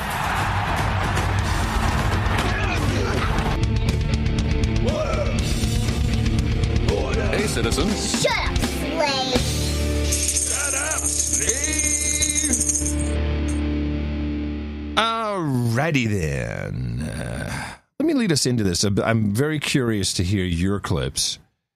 The Volkswagen Discovery, which really, man, I'm getting so many emails from Germany about how disastrous this really is. This is going to put Germany into a recession, is the general thinking. But there's something much bigger going on. This will be my leading clip, and I want you to take it over, John. The demand growth for diesel slowed down, and demand growth for gasoline started to increase a little bit globally. And what's interesting is that was against the narrative that quite a lot of people expected. In 2014, diesel cars made up more than half of passenger fleet sales in Europe. But concerns over diesel's clean credentials have grown recently, particularly over its higher sulfur emissions. Quite a lot of European car makers were focused on diesel because that has been the fuel of choice.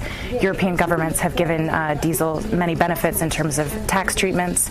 So for European car makers, it could be a change if this does feed through into the consumer side and consumers start choosing more gasoline cars as a result of this. The tide of opinion had already started to turn on the continent.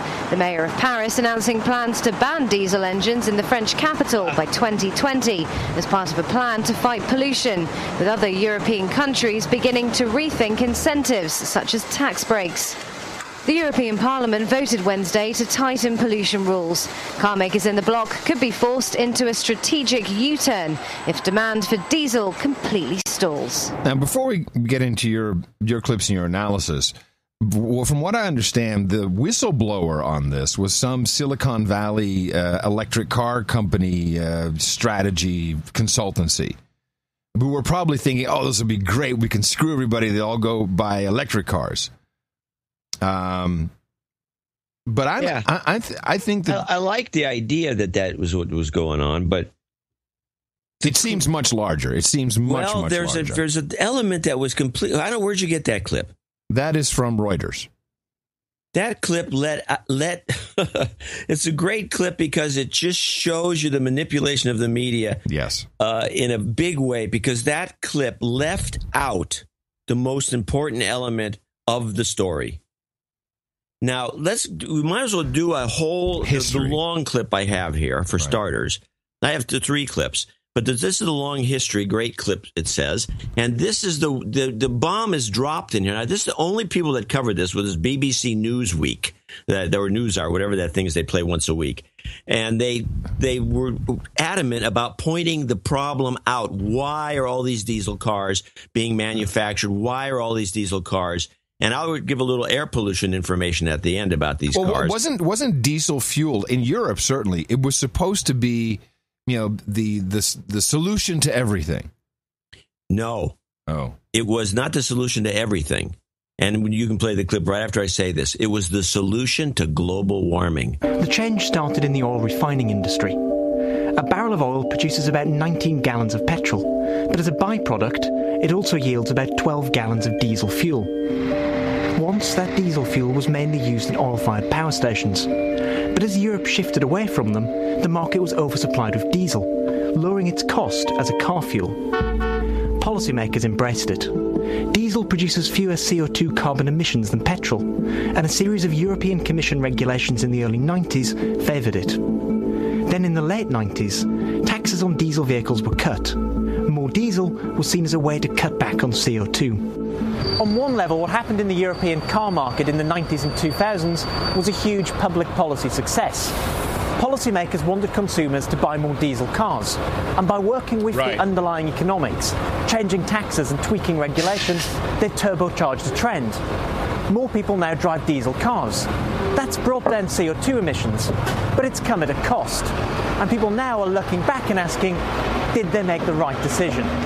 The preference for diesel and a CO2-focused emissions standard was the worst policy mistake in the EU of the 1990s and the 2000s, and we're going to live with the consequences for a long time.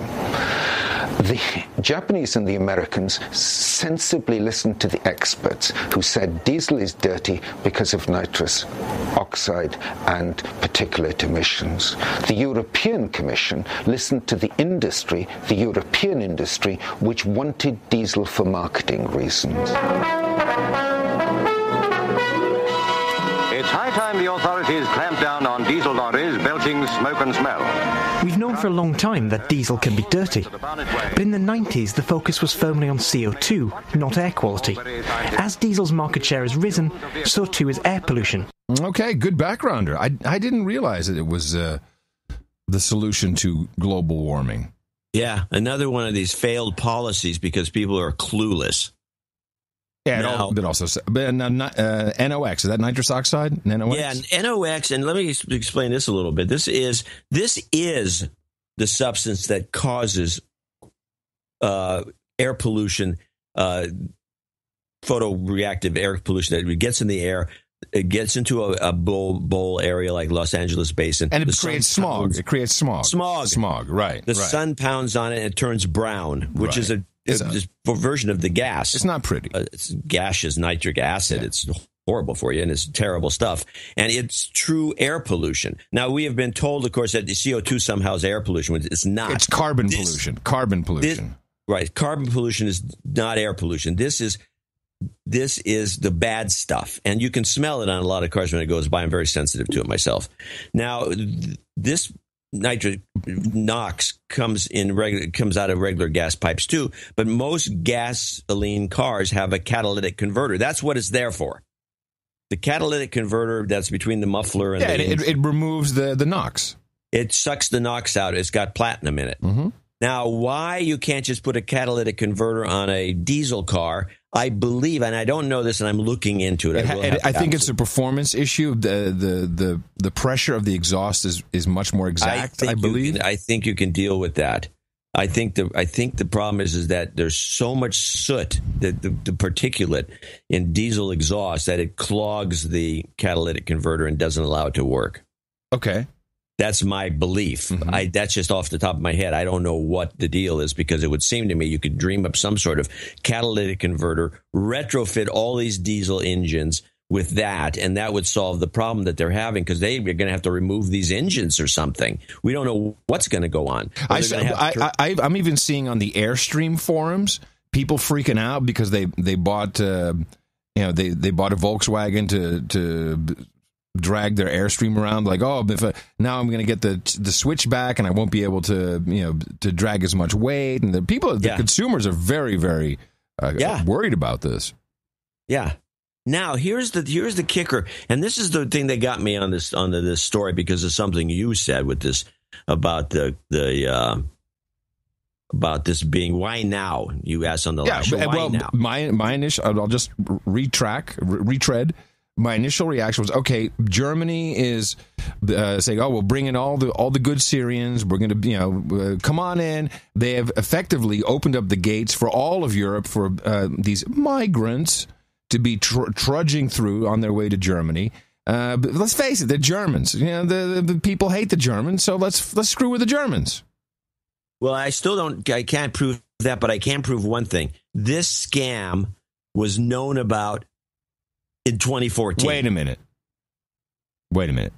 You're telling me that this was already known? Play diesel scam known in 2014. I feel like I need a drum roll before this. Software in some of its cars to cheat U.S. emissions tests. Well, apparently this particular dirty little secret was not so secret after all. Here's a clip from Newsnight from December last year, when our technology editor, David Grossman, reported on car companies enhancing their test results. The car is actually able to detect that it's being tested because it's on a standard test cycle. And they can use that to put the car into a mode in which the engine is ultra efficient, or to reduce the sort of pollution that's coming out of the exhaust pipe during the test. Wait. The car will know it's being tested and therefore will perform in a completely atypical way. Yeah. Huh. Now, this was from BBC? Again, the Newsnight's the show. I keep saying Newsnight, whatever. Newsnight, right? Yeah. Newsnight. This is from the BBC, Newsnight, December 2014. All revealed. The scam was up. Okay. So why does nobody do anything for, 9 months? You know why? Because they were all waiting for me to find the clip of the day jingle. That's why. Clip of the God. Are you kidding me? So, of course, if something like that doesn't get any traction, and you could surely see why Volkswagen or Audi, it's all the same company, would want to suppress that. But the news media had nothing to gain, and now they have something to gain by effing Germany. Like, screw the Germans, just screw them all. And I think it's a big F you to Europe, too. You know how many companies rely on pieces of the think of the American automotive industry. We had to bail them. We had to save them. That's how important it was. Yeah, no, this is massive. So let's do the diesel in the EU final. This is a bunch of guys at the round table on Newsnight, just discussing it a little bit more and emphasizing things a little bit more, so you can walk away with something to think about. You have drawn a lot of attention to how bad air is in some cities. Did Europe make a mistake in pursuing diesel? Well, it's easy to say, as we did with hindsight. At the time, primacy of policy was climate change. It was the big unsolved problem. The reason we went for diesel was because we thought the regulations would work. The regulations were going to become increasingly stringent. We thought they would work and reduce emissions. With hindsight, it's turned out that was a mistake, that they didn't. And is it correct to say that as a result of that mistake, thousands of people have died? In broad terms, we can say yes. I wouldn't like to put a figure on it, but it's probably fairly large. And it's a statistical association. As we say, you don't see died of air pollution on the death certificate, but there's a strong evidence case for the association between these pollutants and premature death. We're all gonna die! Now, the Germans have killed people. Surprise. Of course, with gas. With gas. With gas. Good work. Oh, man. Oh, no. Well, just to give you, I have 2 short clips here just to give you the scale. But I just want to say, you will note, and the American media will never bring this climate change thing up. Yeah, why not? Because there have to be all in on climate change. This is the scam of it all.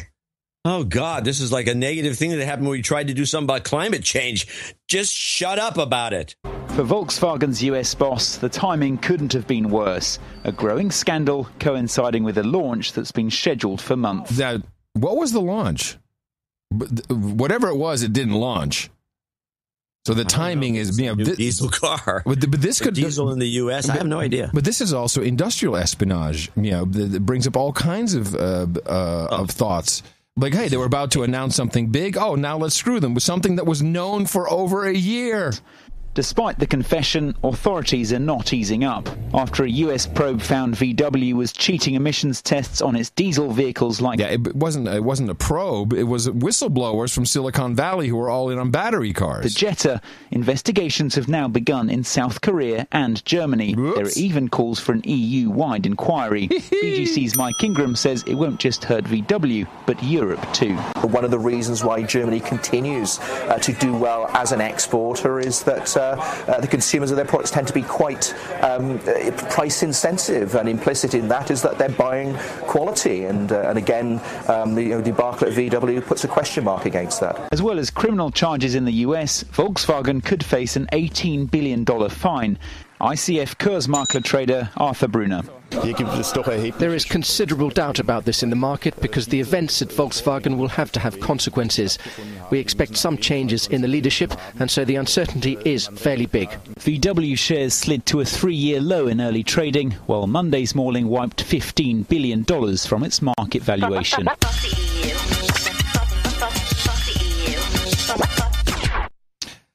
Then we already have things happening around the EU. Switzerland says it is suspending sales of Volkswagen diesel vehicles that could contain devices capable of cheating emissions tests in the latest fallout from the VW emissions fraud scandal.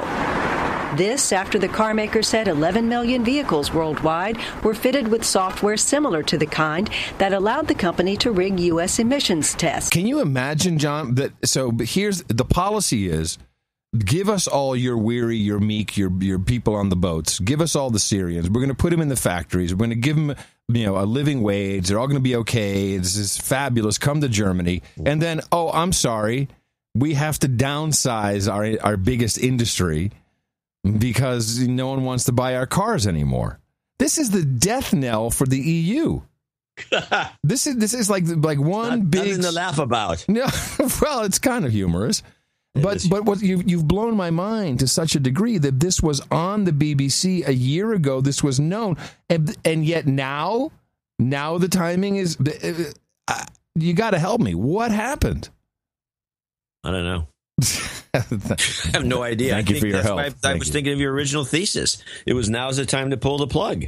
Yeah, but who? Somebody saw that earlier report and just, I don't know. Whoever it is an evil person because they're going to ruin everything for everyone. But, the thing I got is there was already reports about BMW having similar issues. I think all these diesels BMW is also on the block now. I have the report in the show notes. It's like, well, it looks like BMW employed similar tactics. You know what? Yeah. These Germans, man. It's the only way you could pass the test. I think we need to bring the climate change thing back in because then we could blame climate change on Germany. Yeah, let's do that. I mean, if anybody has driven it, when I was in this is a couple of years ago, but I was in Sweden and at the Volvo plant, and they have these little diesel cars. They have a whole bunch of them. I wanted to get one, but they won't let them in the country because I don't think they have cheated enough. But they had it, and they have this little test track. You can get into these different cars. They had a whole line of them, so you get to drive all of them. Right. And so you get in these little diesels. These things go like bat out of hells. Yeah. It was astonishing to me how much poop they had. I mean, they were like, it was no different than the gas car. Right. No, the turbo diesels are phenomenal. Yeah, they go really fast. And so you're driving around like a maniac. And then you find, well, they're not allowed in the United States. You can't do this, you can't do that, because I guess Volvo didn't have this software that everyone else was using. Yeah, this is, well, I think things will become apparent. All I know is I keep watching the footage of, all those gray-haired German dudes who be like sitting at some announcement, and then, with the guys doing this big mea culpa. And they just all look so worried, man. They look like they're going to shit themselves. Very worried. They don't look. This is not like something that's going to blow over. It's not, and the implications for industry in Germany in general is huge. 11 million cars, and it could be more. It's probably more. Well, if you remember anything we ever discussed on this show, the early estimate numbers on every issue, whatever it is. Whether it's the OPM break-in where they say, it's only 1 million people, now it's 4, then it's 8, now it's all these fingerprints. 5 million fingerprints, all stored on the same server. It's a brilliant security move. And so all that, there's always bigger. So the 11 million is the first shot at the number. It's going to be 20. Yeah, I think you're right. And Audi, my favorite car. And by the way, I will say this as an ex-air pollution guy. NOx is the worst. I think it's not allowed. No, NOx is bad mojo. I think if you see anyone driving in a Volkswagen or specifically an Audi, certainly the A8, you should see the egg in that car. Egg the car. Egg that car, because they're killing you with NOx. Dox the NOx. Anyway, so there we have it. And that'll be a continuing story probably for the rest of the year. Yeah, it's fantastic. And you watch, the economists are every single story I found was, had quotes from people on trading floors, financial people. Like, no one knows what to do. This is the Volkswagen's not saying how they're going to address the problem. There's a lot of, markets don't like uncertainty. But this will close down business. And who's buying a lot of these cars? The Russians. This is wait until Mercedes has diesel still, right? Yeah. They got a big Mercedes diesels, yeah. All taxi cabs are Mercedes diesel at this point, I think, in Europe. Well, the diesel and the kind of the environmentally conscious might have diesels here, even though they generally in California drive Priuses.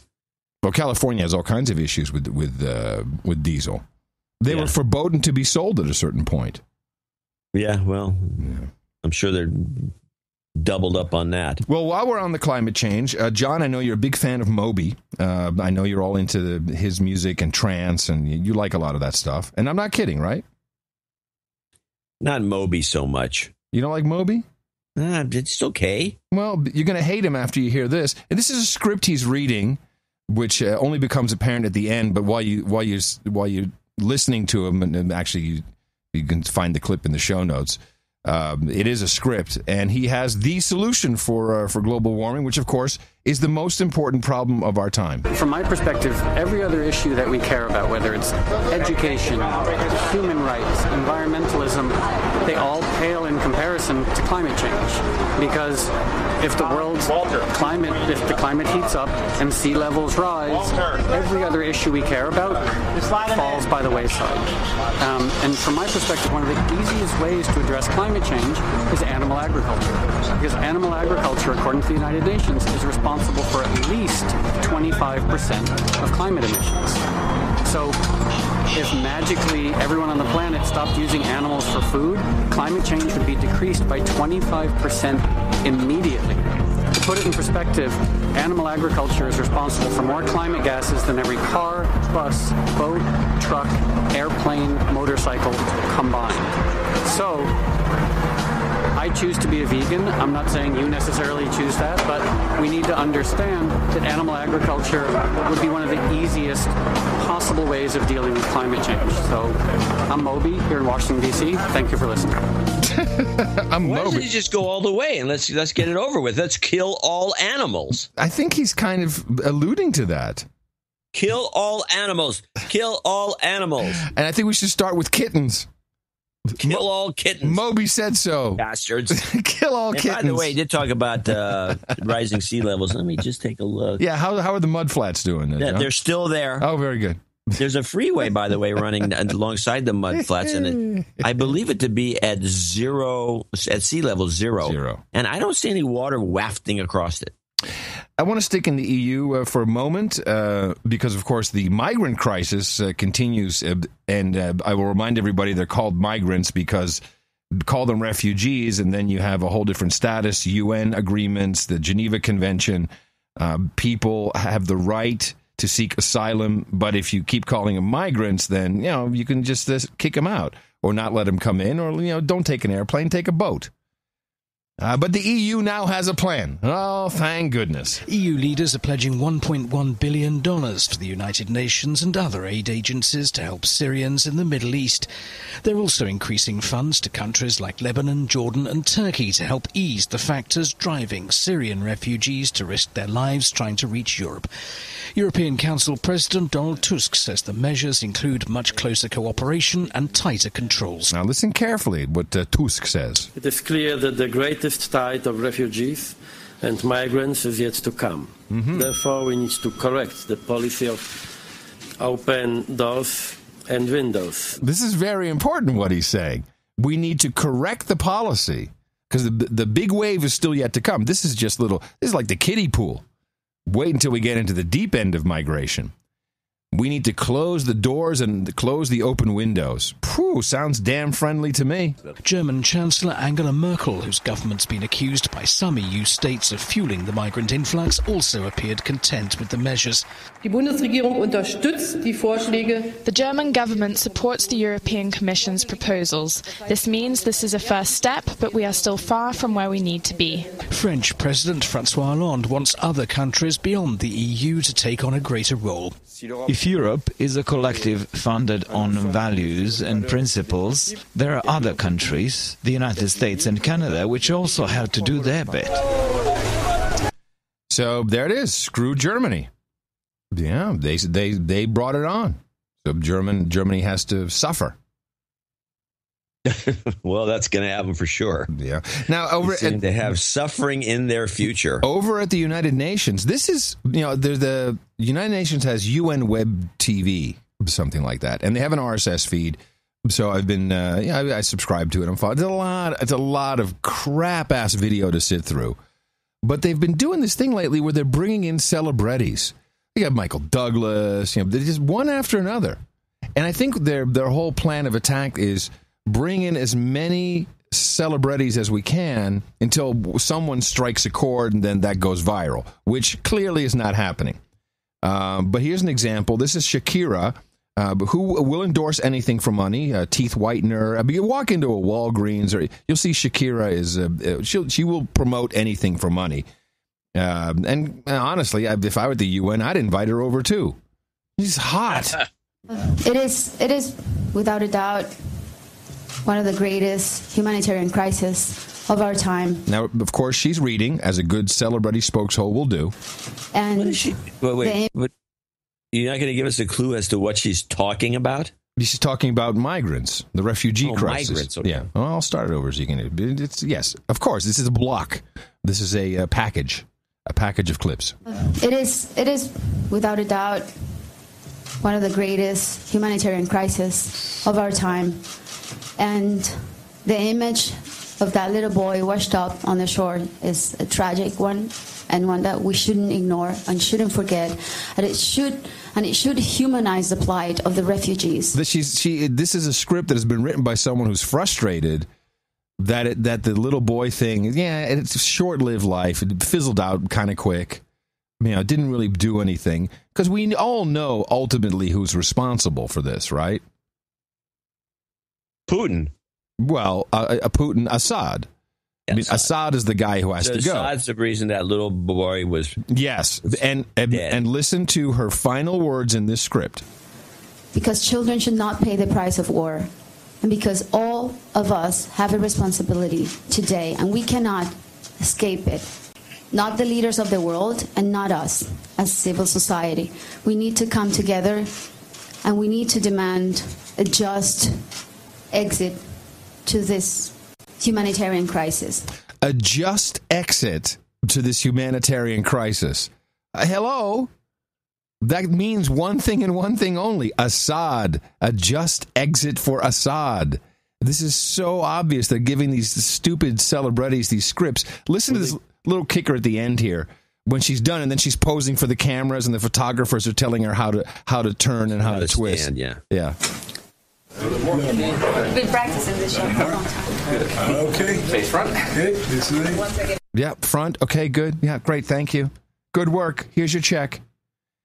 Now, luckily, Assad was interviewed by... Was this a German outfit? No, I can't remember who this was.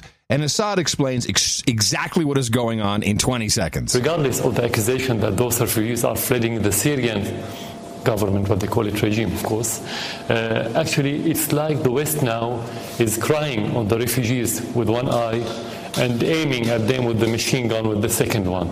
Because actually those refugees left Syria because of the terrorism. So he says, hypocrites... You're crying about the refugees with one eye, but you're aiming at them with a machine gun with the other because the people are fleeing the terrorists, i.e. the moderates, that the United States and Britain and France and the coalition have funded, along with Saudi Arabia. Bingo, boom, shakalaka. Well, things could change quickly if the Russians, which are loading up in there, just decide to police state the whole area and say, no, no more of this. I think Putin has an interesting tactic, and he's been very clear. I mean, audio is not usable, but I did put the clip in the show notes. You can see him with translated subtitles saying, yeah, we've always supplied weapons to Syria. We're going to continue to do that, and we are going to go in and we're going to kick the terrorists' ass. We're going to get ISIS. And Putin is calling on an international coalition, which President Obama does not like at all, because he's supposed to be leading the coalition. And Putin's saying, hey, you know what? We're going to get rid of ISIS. We are going to do it. We're stepping in. We're going to go kick ISIS's ass. And eventually, that message is going to come through. Eventually, the media will not be able to get around it and will say, okay, here's what the media is ignoring this. Yeah, but this is exactly what he's doing. Putin can do it. And he is easily. And there's precedent. They are allies. Yeah. So what is he supposed to do? Just stand by idly? Exactly. So that we have no real excuse. Now, I was watching a lot of Chinese TV. And there was an interesting crawler. They had a bunch of interesting stuff underneath their news coverage. One of the things is that Ukraine is asking to become a member of NATO. Mm-hmm. Surprise. Have you heard that anywhere? Not recently, no. Well, it's apparently happening as we speak, which has got to go to the Russians. I was following the China. Xi came over here and they had a big fancy dinner, and with Obama. Yes. And there was a bunch of meetings in Seattle. We talked about in the other show. And they had a closed door meeting even. They had a closed door meeting. Yes. You know what they were discussing there? How Obama and Xi and the Pope are going to announce the existence of Planet X. You wait. So while you go off in that direction, I did I did catch something interesting. First of all, we can preface it by playing the clip, even though it's a useless clip now that I think about it. But it's kind of interesting. This is Tech Deals with China that was on the CC, the Chinese television. And internet companies. And there were some alliances announced. Microsoft said it would make Baidu the default search engine in its new Windows 10 operating system in China, replacing its Bing service. Cisco, the networking equipment producer, announced a joint venture with Chinese server producer Inspur. While the business networking site LinkedIn and ride-hailing app Didi Kuaidi said they would cooperate in artificial intelligence to create new market opportunities. Do you want to get into some tech news? Yeah, let's do some little tech news. Well, let's do a little tech news. The only good phone's a landline, and the phone should be made out of Bakelite. That's right, everybody. It's time once again for Tech News on the No Agenda Show. The only tech news that does not suck up like tech hornies. Hail Apple. Hail Apple. Hail Apple. Well, while we're on Hail Apple, I don't hear a lot of the tech horny talking much about this seemingly simple hack that took place in China.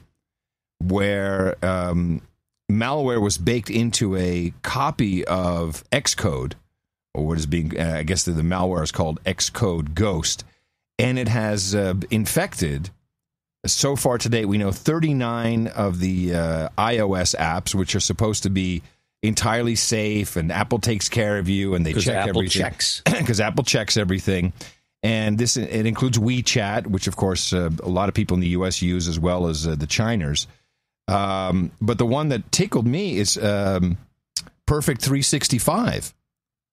That's the selfie app that allows you to, make yourself look beautiful with makeup and make your eyes bigger and change your entire face. That thing must be loaded on millions of phones. Yes. Millions. And what this malware does is it takes your information, all of it, and shoots it off to some control and command server, and I guess they're going to use it for... Wow, nice tractor, dude. I guess they're going to use it at some later date. But this is a huge, what do you call it? Slap in the face. Breach. Yeah, well, yes, breach. But slap in the face for Apple. Not a lot of coverage. No one's talking about it. But you know what's interesting? This is exactly the same way the CIA deployed malware in the past, by putting it into the development tools. So knowing that that mainly apps that are used by Chinese users were affected by this, I'm thinking that maybe this was a CIA op on Apple to get into the Chinese phones. Well, you have to remember that the Apple refused to cooperate. No, from now on we call it the Apple. The Apple has refused to cooperate with the government. Hail the Apple! And this has become Apple has always said, we're not going to let you in. We're not going to let you in. Yeah. No back doors. Go away. We're encrypting everything. And now they're in. And let me see. Let me look back in history. What? I think they did an X. It was also with Xcode. I think the CIA did this Xcode trick already in 2012. Here it is. Although Xcode Ghost is the first malware to spread this way in the wild, the techniques it uses were previously developed and demonstrated by Central Intelligence Agency researchers at the CIA's annual Top Secret Jamboree Conference in 2012. Where they get handing out merit badges to the CIA. Woo! Jamboree, everybody! Using documents from NSA whistleblower Edward Snowden, the Jeremy Scahill described the CIA's Xcode project in a story published in March. So this is... just Occam's razor. I think the CIA did this. No, they can do it. And it's interesting that this happens at this moment in time. And we had cybersecurity hearings on the Hill. Pretty much Admiral Mike Rogers saying, we need more money. I have to rip the whole thing apart. I don't know how to do it. But what is bad is that no one wants to work at NSA anymore because they've changed the policy and now they're spying on every single employee. That often can provoke a strong reaction from the workforce who says, so let me understand this, because of the actions of one individual. Correct. You are now monitoring me. You're now watching my behavior in a way that you didn't necessarily do before. Hey, do I want to work in a place like that?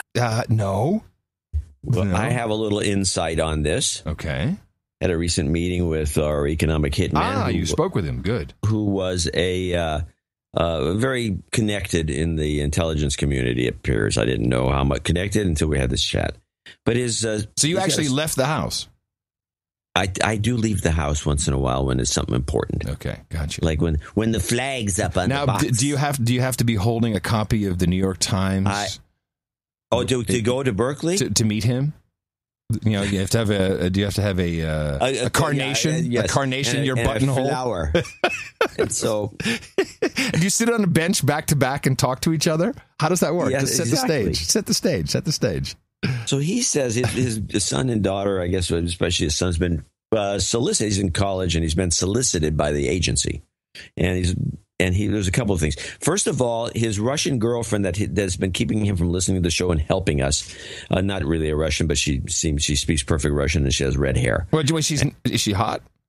How should I know? You can't send pictures around. Maybe you could just fold one into the newspaper. Hot. Did he give you a manila envelope? Did he give you a manila envelope with like stuff in it? No, I didn't get the manila envelope. All right. So they finally broke up because she was spending too much time. Yeah, she was hurting the show. Well, he told me a few other little tidbits, which is why I wanted to bring this in since you brought up NSA. First of all, his son decided that he wants to learn Arabic. Yeah. Thinking that's a good idea. It's a possible job thing. Yeah. She was still with him, and she just scolded him, apparently, not to learn Arabic ever. Why? If you're going to work in intelligence. Why? Good. I'm glad you asked. Yes. Because you learn Arabic, you are immediately pigeonholed, and you get these horrible assignments in the Middle East living in mud huts. Sand. And you can't get out of it. Great. So don't learn Arabic. This is for people, no agenda listeners who want to join an intelligence agency. You should learn Chinese. Chinese Mandarin. That's Chinese would be great. Well, because you're in China. Admiral Rogers was asked about Hillary Clinton's email server, and I thought that was interesting because the questions were good. And I believe it all fits in tech news because we do have our dudes named Ben, and they understand how these things work. What would be your response if the current Secretary of State or another cabinet member came to you and said, Admiral Rogers, I'd like to set up a private non-governmental server and use that to conduct official business? I would say, is it going to run Linux or are you going to run Exchange server? You really want to drag me? Yes. Drag me into this? By the way, have you seen this Rogers guy? He looks like he's dead. He looks like a ghost. The guy does not look healthy. Very, very, and he is also the commander of the U.S. Cyber Command and director of NSA. Sir. I'd simply like your professional opinion. I mean, my comment would be you need to ensure you're complying with the applicable regulations and structures for your department. And I'd be the first to admit I'm not smart about what the rules and regulations are for every element across the federal government. Are the communications of the senior-most advisors to the President of the United States, even those that may be unclassified, a top priority for federal foreign intelligence services, in your opinion? Yes. If an NSA employee came to you and said, hey, boss, we have reason to believe that Russian Foreign Minister Sergei Lavrov or Iranian Foreign Minister Javad Zarif is conducting official business on a private server, how would you respond? From a foreign intelligence perspective, that represents opportunity. Yeah, we know that. Are you aware of any NSA? Hold on. You're done. Hold on. No, I'm not done. No, that was a kicker. I'll roll back a second. Hold on. Are you aware of any NSA officials who emailed Secretary Clinton at her private account? No, I have no knowledge. I apologize. Are you aware of any NSA officials who were aware that Secretary Clinton had a private email account and server? Boy, now you're talking about something before my time, Senator. I apologize. I just don't know the answer. Could I ask you to check your records and respond back to us in writing, please? Good question for the record. It's a good point, this. Because who's this guy? Who is this senator? He's really going after it. Yeah, I'll look it up for you. But maybe it wasn't Russ, was it? We're worried sick about Hillary getting in because she's going to kick ass and take names later. And most importantly, you've got to think of all the internet traffic that is being spoofed and sniffed and looked at. Of course NSA has this. This has always been the joke. Oh, just ask NSA. They've got a backup. Now someone finally asked NSA. Are you aware of any emails coming from this private server? Before my time. Yeah, but could you please check that? And I think he actually says that's a great record for the question. A question for the record. So there will be a record, and of course they're going to find that. And I think what was it recently that there was some unfound email chain with General Petraeus about Benghazi. Could it get any better for this woman? Oh yeah, this is going to be great. I don't know how they're going to manage this. I love it. Got some interesting news about Facebook. They'll be using RSS for their instant articles. This could potentially be good news. This will be a break in the walled garden. Not that it'll make Facebook any more pleasant to visit, but still. What? Facebook will be using RSS technology for its instant articles, meaning you will be able to publish from Facebook and ingest into Facebook. That's interesting. Yeah, that's breaking the walled garden. I think it's a bold move, honestly. Well, the thumbs down thing was the big screw up. Yeah, did that even get deployed? How would you know? How would you? Why am I asking you? I don't care. Why am I asking you? This fits in with the face page in the tech news. So this is how sad it is. We're driving. We're doing this 6 hours to Salt Lake City, and we get the connectivity pretty much the minute we're out of the park. We get connectivity, and then the first thing that comes through is, hold on a second. There's a message from John. That newsletter, please read. And you always send me the draft so I can look for style and spelling and or stuff. You got something you want to add. Yeah, or if I want to add something. So I'm driving, and this is an 80-mile-an-hour highway. This is nice. I'm driving, and then so Tina the Keeper's like, well, we'll do this together. So of course she really did all the edits. And then apparently you had a whole follow-up email conversation with her. Yeah. Yeah. Okay. Just so you know. So I know what? Just so you know, I know what you're doing. What? You're trolling. Trolling for what? Crazy-ass pictures you can use for the newsletter. Yes, I did. I asked her for some pictures. And she sent them to one. It's a beauty. Okay, so that will be in a future newsletter. I recommend you subscribe to the newsletter. And then she's like, I also wanted to do a little back and forth with her because you said that she thinks I'm an asshole. I never. Oh my God, that is so not. I said exactly the opposite. Wrong. You're wrong. I jumped to conclusions. You said that I was short. No, I was short with her. No. Yeah. Oh yeah, that was a while back. Yeah. No, because I said okay. She's a big fan. She's a big JCD Some fan. mail came in and she said something. I said okay. Yeah, and that was it. She's very short. She's with a me. big. No, she didn't say that. I said that. No, you said it. You're just trying to cause trouble. I'm trying, but she's a big fan. She's a big fan of the newsletters. This is it's her job. She does this kind of stuff. This last newsletter was so long. I'm glad she helped, but I would like to discuss a couple of points I made in that newsletter. Well, can I get to my she point? Could probably learn something about. All right, in a moment. We'll do that in the D block. No, we're not doing it on the show. Oh, okay. Well, send her an email. It's too boring. It's inside baseball. Send her an email. She loves you. So of course now she's on her laptop. She's like, oh boy, I forgot to wish my daughter a happy Daughter's Day. And I say to yeah, exactly. And I say, well, what is that bull crap all about? And so someone started on Facebook. It's International Daughter's Day. There is an International Daughter's Day, which falls on August 11th. But this just shows you how, and it's a part of moral self-licensing. Oh, I have to say something nice to my daughter on the face page, then I'll be good for another year. Huh? That's not happening on this show. No, but I just want to say that it's so easy to start something up on the face page.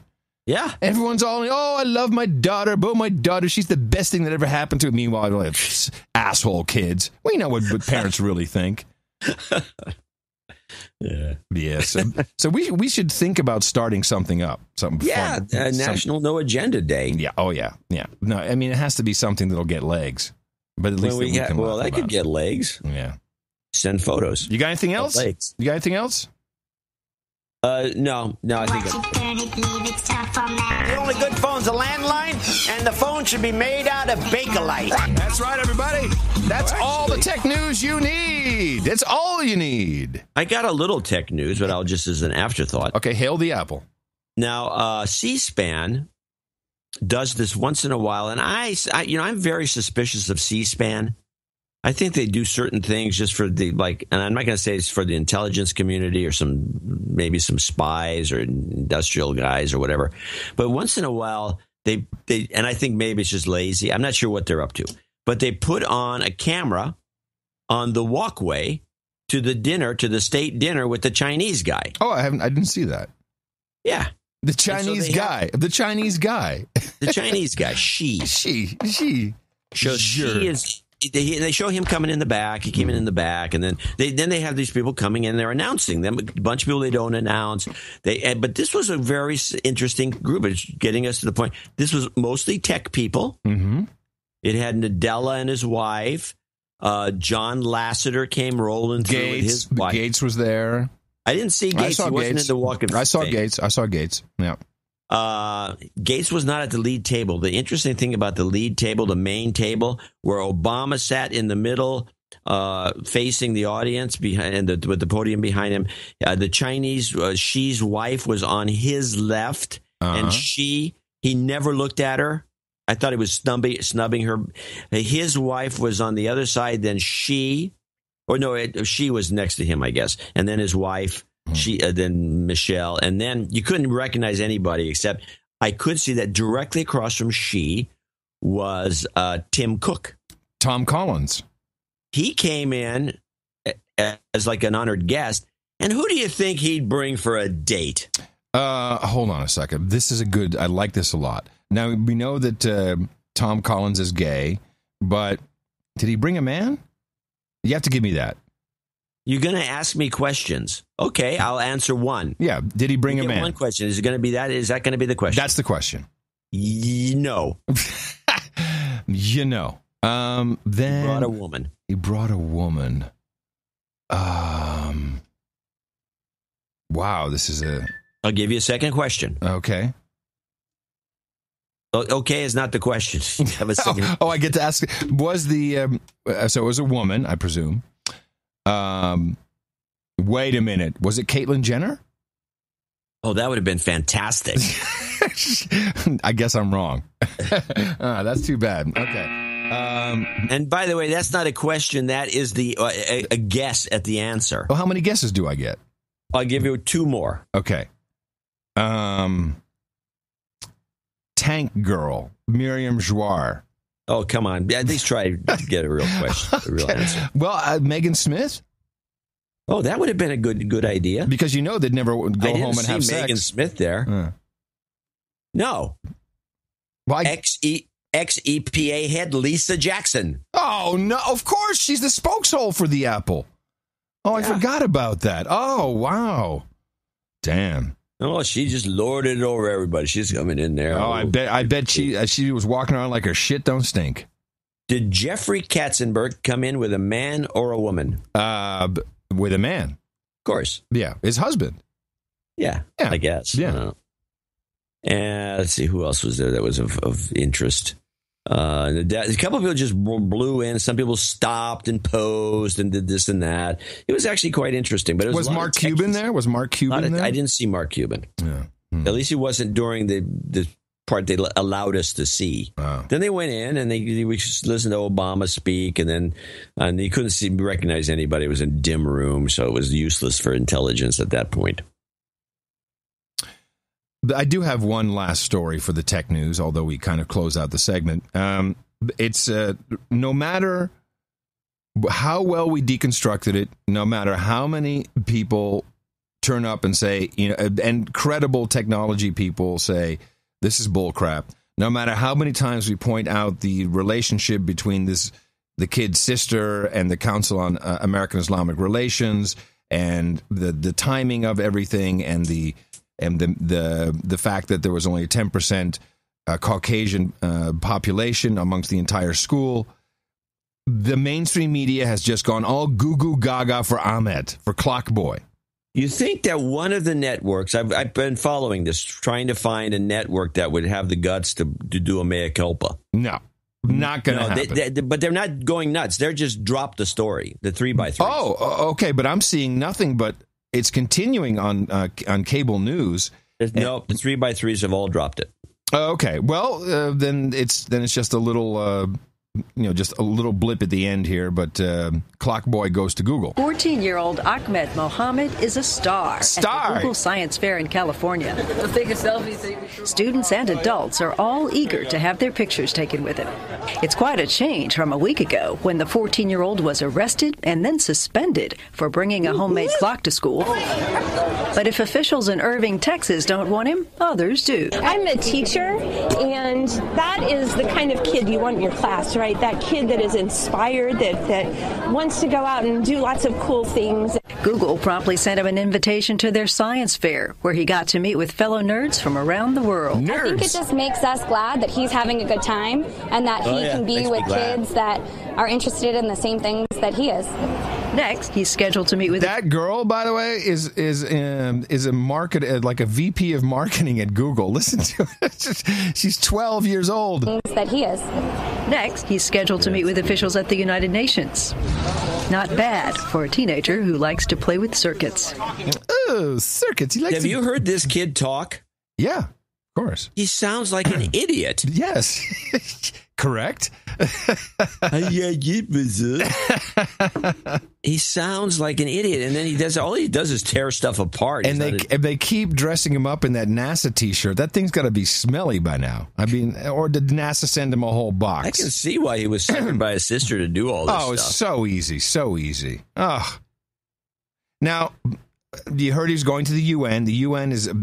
Oh, please. Yeah. This just gets worse. Yeah. And the abuse of this child is going to end poorly because he's a celebrity. You know, he loves it. He's taking selfies with all the hot girls. Right. He's going to crash. Well. I guarantee heroin overdose for this kid. It's not going to end well. I know how this goes. First it's some weed, then it's coke, then before you know it, it's crack, and then it's heroin. And this kid is not good. The United Nations came out with a report, John. And this report, and words matter a lot in this particular case. Hold on, let me bring it up here. It was the... Hold on a second. What do you have for a time check right now? Yeah, we're gonna go to the blog. No, I don't want to end the show. I just want to know what your time check is. Time check 2:10. Okay. All right. The United Nations Broadband Commission for Digital Development released what they call a damning worldwide wake-up call for what it calls cyber VOG. Cyber VOG. VOG. Cyber VOG. VAWG. VOG. VOG. Cyber VOG. Huh. The VOG is an acronym, Violence Against Women and Girls. And I will start with what is she? Doreen Bogdan Martin.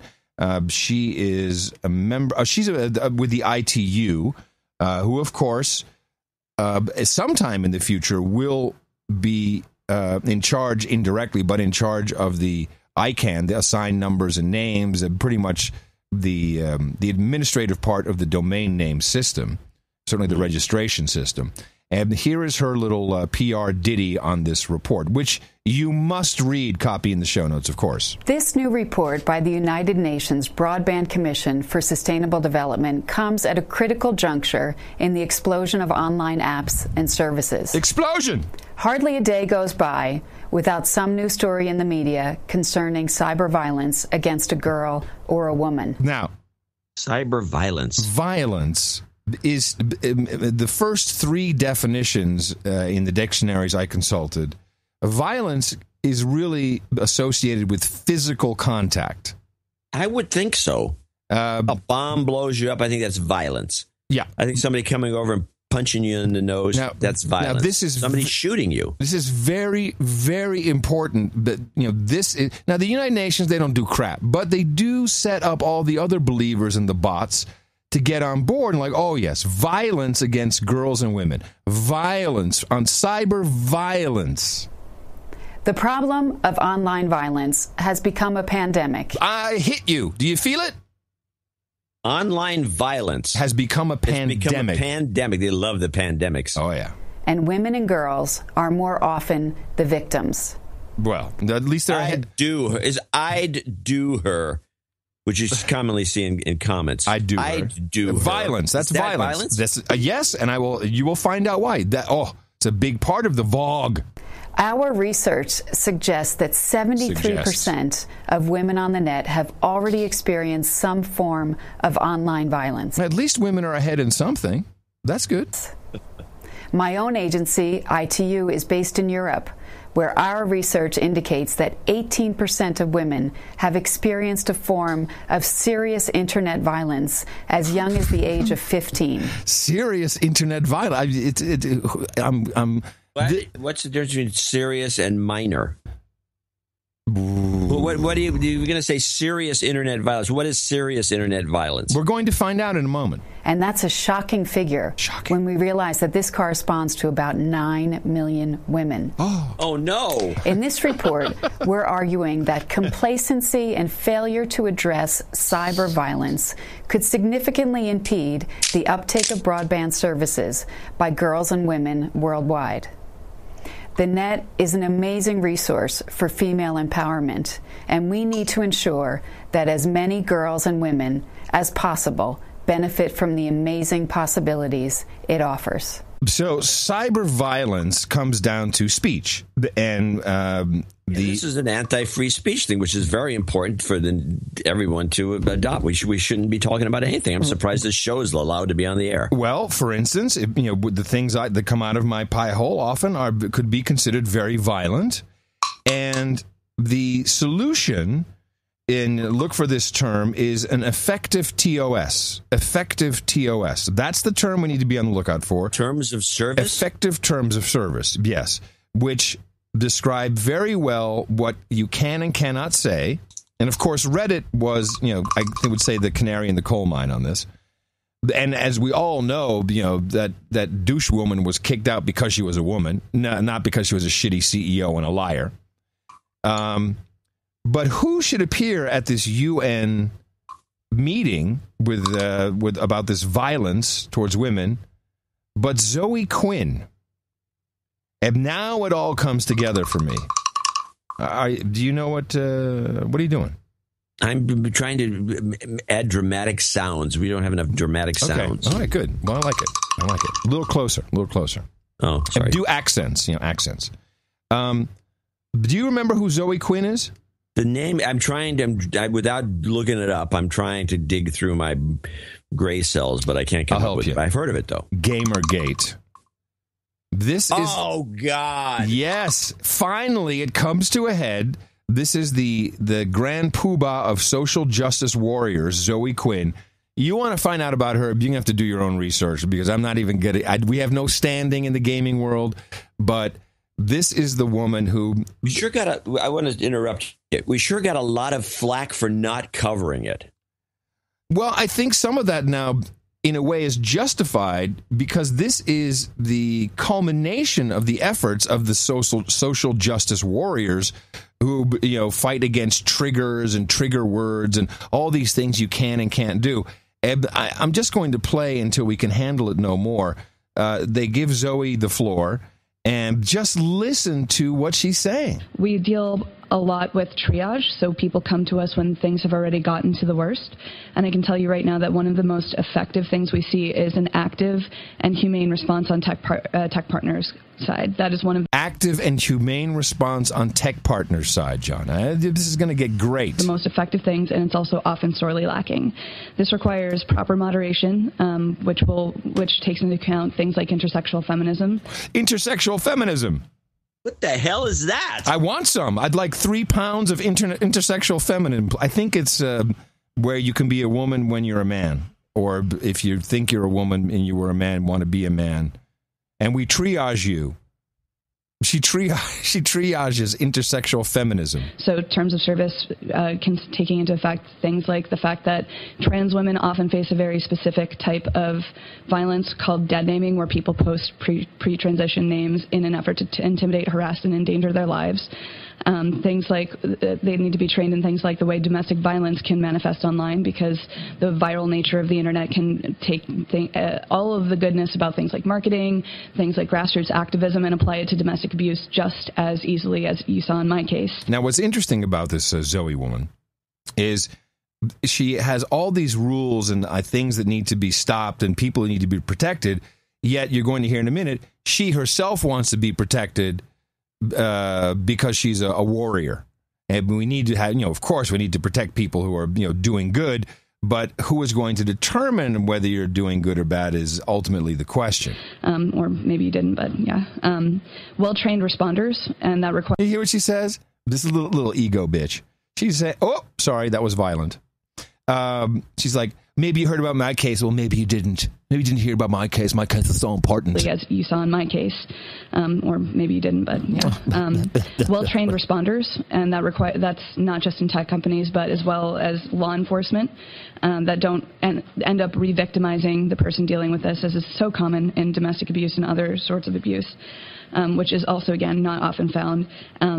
And supportive social networks that don't downplay what's happening, that don't tell them to just get offline and hide, which we've seen in cases like Kathy Sierra's, doesn't actually even work. Don't just say we need effective. So what she's calling for here is for little cyber units at every social network who are going to take the millions of complaints where, exactly as you said, I do her, and then come and arrest you and break your kneecaps or something. Mental health professionals, because oftentimes these sort of things will not be taken seriously. One of my own agents, I had to call. Why does she have agents? That's confusing to me. His healthcare provider, because they thought he was schizophrenic, that people like me didn't exist, and that a bunch of anonymous people doing this to somebody wasn't possible.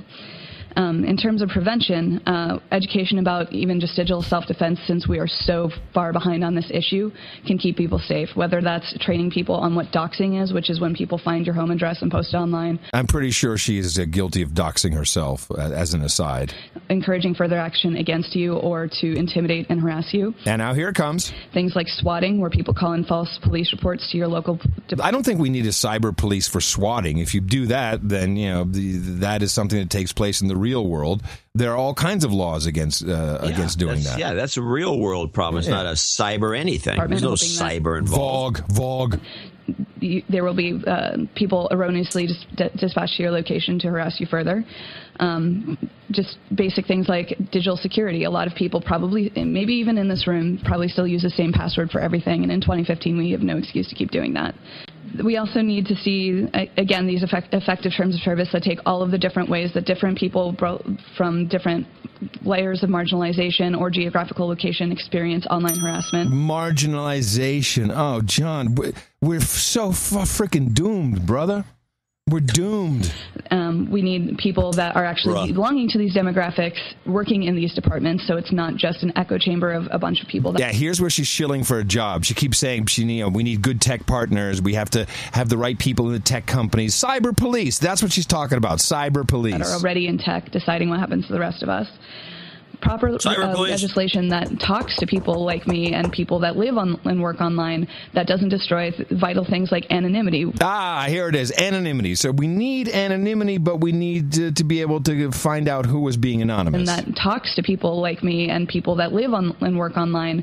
Talk to me. I know how to help you. That doesn't destroy vital things like anonymity, which may seem like a big, bad, scary thing, since a lot of people do use it for harmful purposes, but it's also the thing that protects activists like me. It's the thing that protects people that have mental illness from the stigma that speaking out about it comes with, so that they can find community. I like this, because I can just say, I have mental illness. So but you have to be able to do things anonymously. Mentally ill. I'm sorry, it's the Tourette's. A thing that helps people that are discovering their own gender identities and their own sexualities talk with other people without fear of reprisal, and often violent reprisal. Oh. So the way I read what she's saying is, we have to be able to have people be anonymous for activists like me, for social justice warriors like me, to be out there defending against VOG. However, if you do something bad, then we're going to have to know who you are. So making sure that people who live and work online and understand these nuances are involved with every step of this is crucial. Otherwise, we'll see more embarrassing statements about series of tubes in governmental bodies.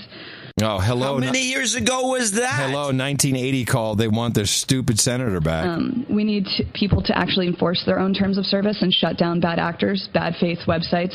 There are numerous places that host non-consensual pornography and make a profit off of this. Yeah, look at our artwork. There are individuals on services like YouTube that have made a living off of abusing people like Anita and I, who monetize this. Wait. Can you stop and go back about a minute? Mm-hmm. Oh, not a minute, but like 15 seconds. Yeah. Because I want that term. That term went right by me. I just forgot it. Here it comes. Service and shut down bad actors, bad faith websites.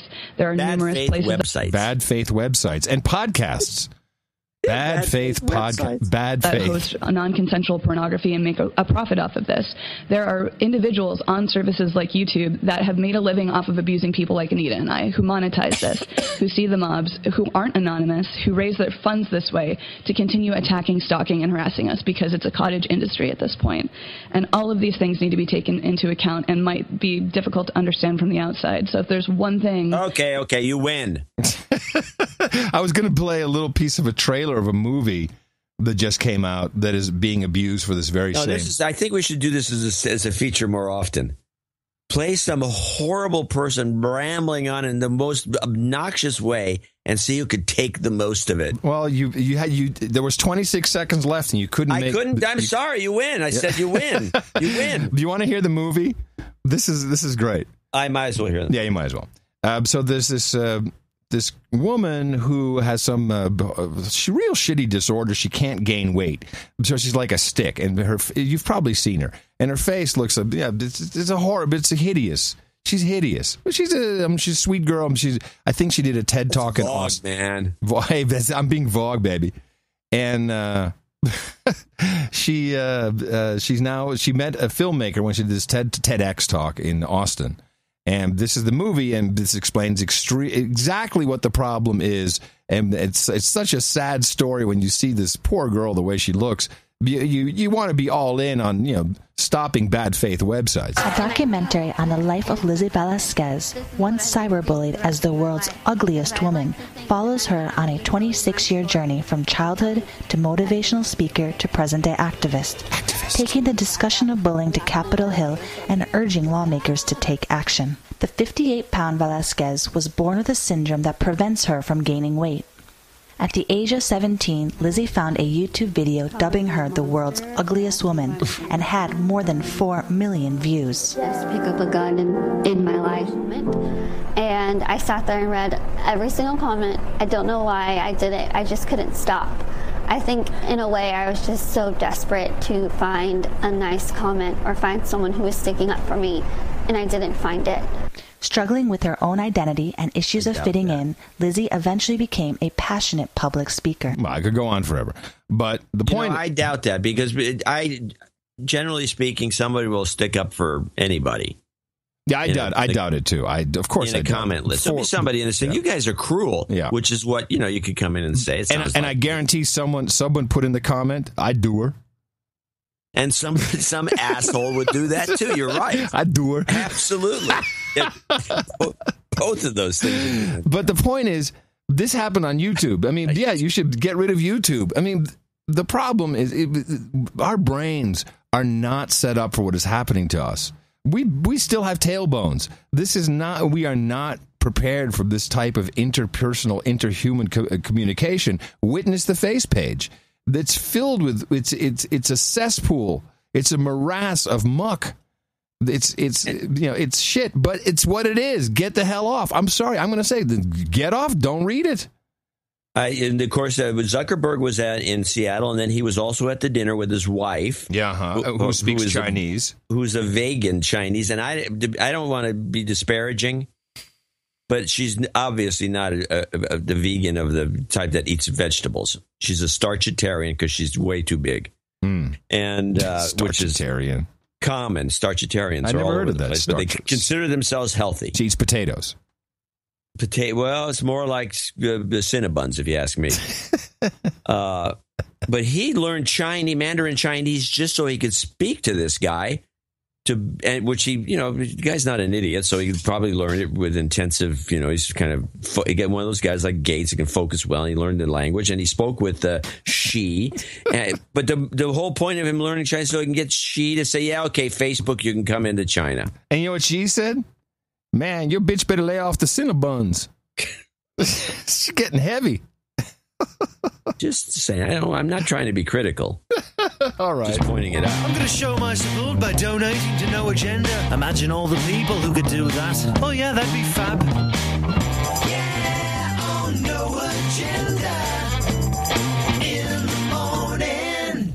We have a few people to thank for show 760, and also a large group of supporters for my being let go at the other show. Now, I want to tell. I think I've told the story before about the Cinnabon guy, but the vegan who was essentially made a life of eating Cinnabons.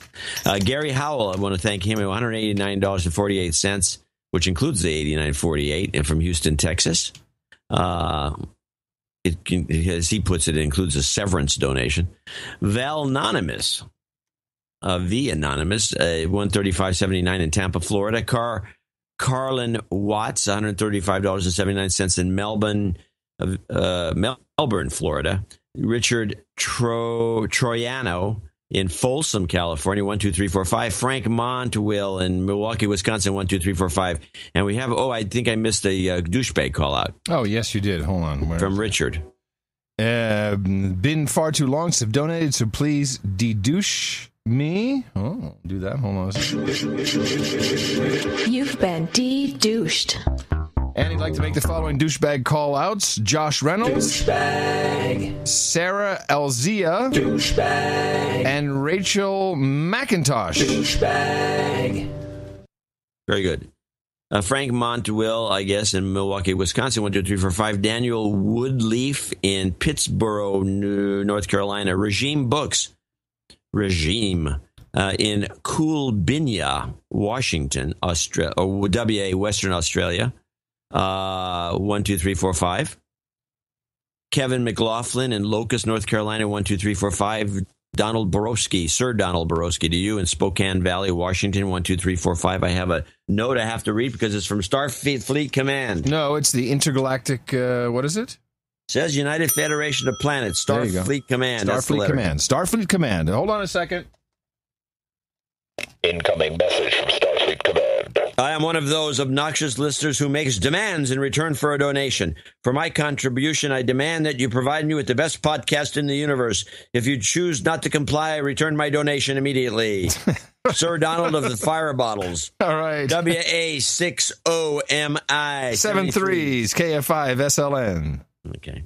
I just take a little time out there to hear what the Starfleet's got to say. Joe Esposito in Stockton, California, $100. Tyler Sumner in Calgary, Alberta, $100. Scott Porter in Garland, Texas, $100. Keith McColpin in Imperial, Pennsylvania, $100. Anthony Kuzmicic, something like that, in Melbourne, Australia. That is in Australia. Ben Smith in Greenville, Texas. Jeremy Goldsworthy in Midland, Jeremy, it is John Hammock Jr. in Andrews, South Carolina, $100, and so is Goldsworthy, is $100. Alexander Sulzberger, 9999 in Deutschland. James Kachin II in Ashburn, Virginia, $89.50, and now we have the well-wishers who came in at $89.48, which although there were a lot of well-wishers at higher amounts. Yes, so there was a number. Everyone was a well-wisher, but this is the well-wishing core group that I would just read in name and town, and I won't have to keep saying $89.48. Right. Although Brian Edelin at Myrtle Beach, South Carolina, did $89.49 coyly. David Nichols in Cottage Grove, Minnesota. James Von Aken in Temple, Texas. Greg Birch, Sir Greg Birch, in Sir Dentite in Port Angeles, California. Yeah, I thought he stopped listening. I'm going to go. I'm going to visit him on the next leg of the tour. Oh, good. I'm going to go hang out with Mimi and drink your wine. Emmanuel Eragni in parts unknown France. So I guess it's Emmanuel. Bonjour. Eragni. Simon Reed in New York City. Jason Southwell in Pompano Beach. Olaf Johansson in Sweden. David Villieu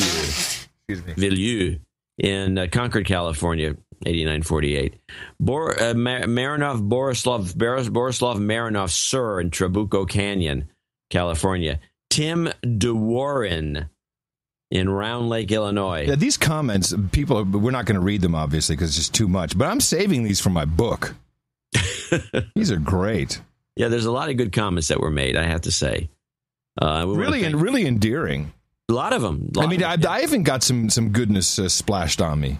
Well, from the comments?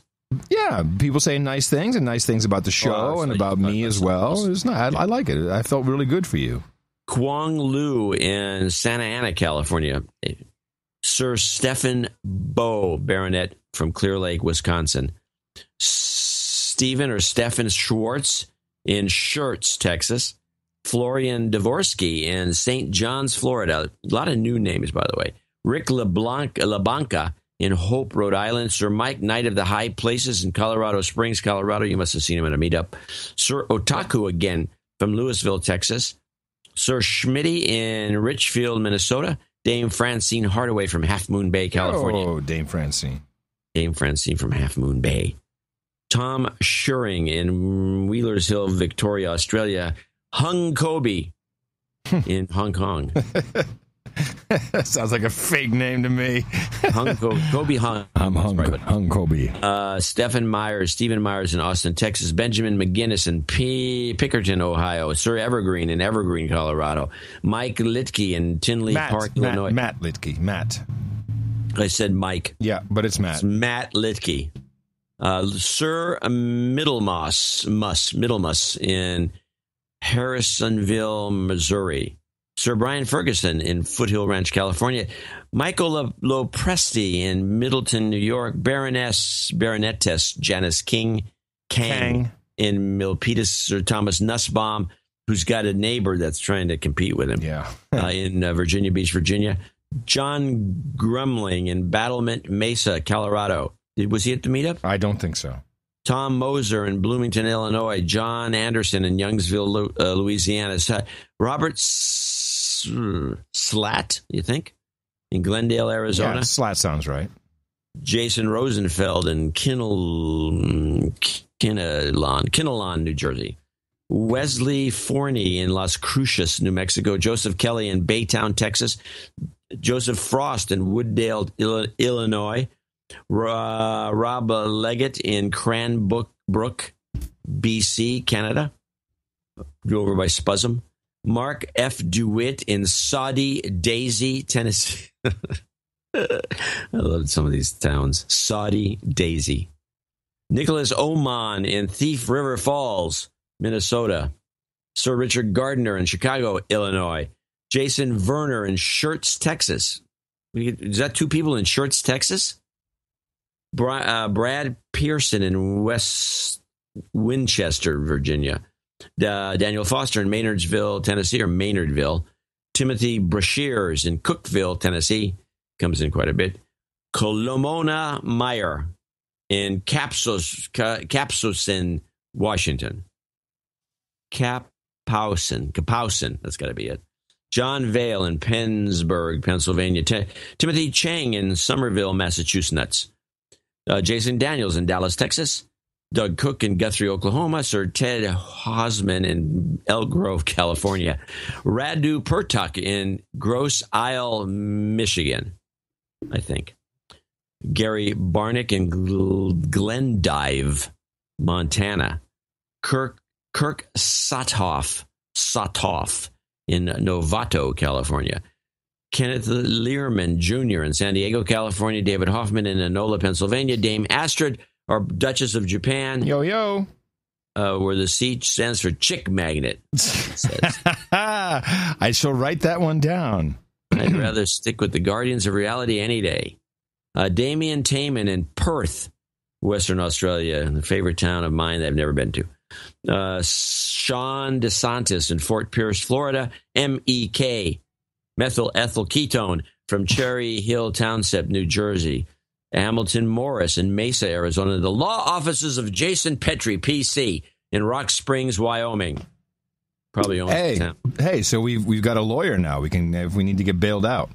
We have a number of lawyers. Yes, but this is nice. It's good to have one in Wyoming. Yep. Matthew Clay in Bloomington, Illinois. Ben Kolbeck in Madison, Wisconsin. Jeff Mincy in San Jose, California. Sir Hank, Viscount of Queens in Kew Gardens, New York. Russell Girton in Beaumaris, Australia. Nicholas Stowe in Austin, Texas, right down the street from you. Sir Brian Warden in Downs, Illinois. Roy Pledge in Canonoc, Ontario, Canada. Stu Coates in Chelmsford, Essex. River Mist Designs in Kagawong, Ontario. Fog. Vogue. Daniel McTuff. That's a name. Daniel McTuff in Silver Springs, Maryland. Sir Davy in Rome, Texas. Sam Leung in Toronto, Ontario. William Bryant in Spartanburg, South Carolina. Paul Tevis in Oak Hills, California. Bill in Glen Rock, New Jersey. Matthew Phillips in Wyandotte, Michigan. Shane Brady, parts unknown. Dame Beth, the Baroness of Baja, Arizona, in Tucson. Anonymous in Leechburg, Pennsylvania. Kevin Dills in Charlotte, North Carolina. Aaron Heath in St. Agnes, New South Wales. Dan Reeder in Maudsland, Queensland. Sir S. Russell Williams, the Baron of Idaho, in Boise. Go Boise State. Eric Asbury in Tampa, Florida. Eric Haas in Geneva, Illinois. And that ends our group.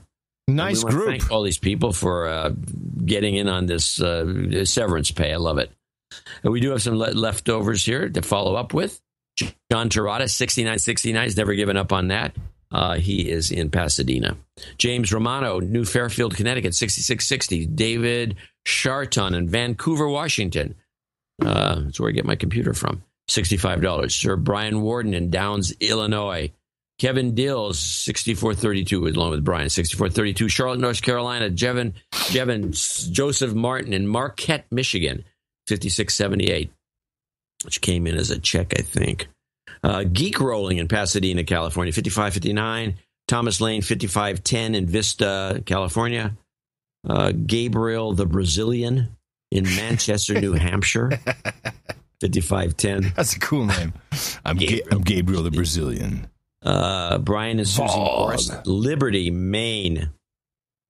Brian Hopkins in Honolulu, living it up in Hawaii, 5510. Josh McDonald, double nickels on the dime. Sir Kevin Payne, Richmond, Virginia, 5510. 5432 from Kevin Payne, sorry. Sir Pablo the Squirrel in Wellington, New Zealand. He says he was missed on some squirrel episode. Oh. Unanimous in Stafford, Virginia, 5240. Eric Hochul, our buddy in Berlin, $52. Shannon Atkins in Warren, Michigan. James Streck in Miamisburg, and she's in for $51.50. James Streck, $50.33 from Miamisburg, Ohio. And the following and last of the list are the $50 donors, starting with Michael Shambow in Topeka, Kansas, great little town. Joseph McLeod in Winnipeg, Manitoba. Ryan Hoskins in Yorba Linda, California.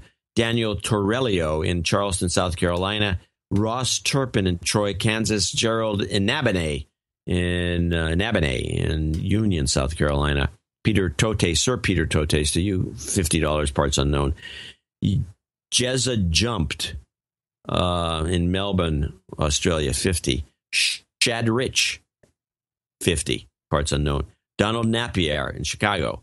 Brian Evans in Berwick, Victoria, Australia. Anonymous, Milton, Ontario.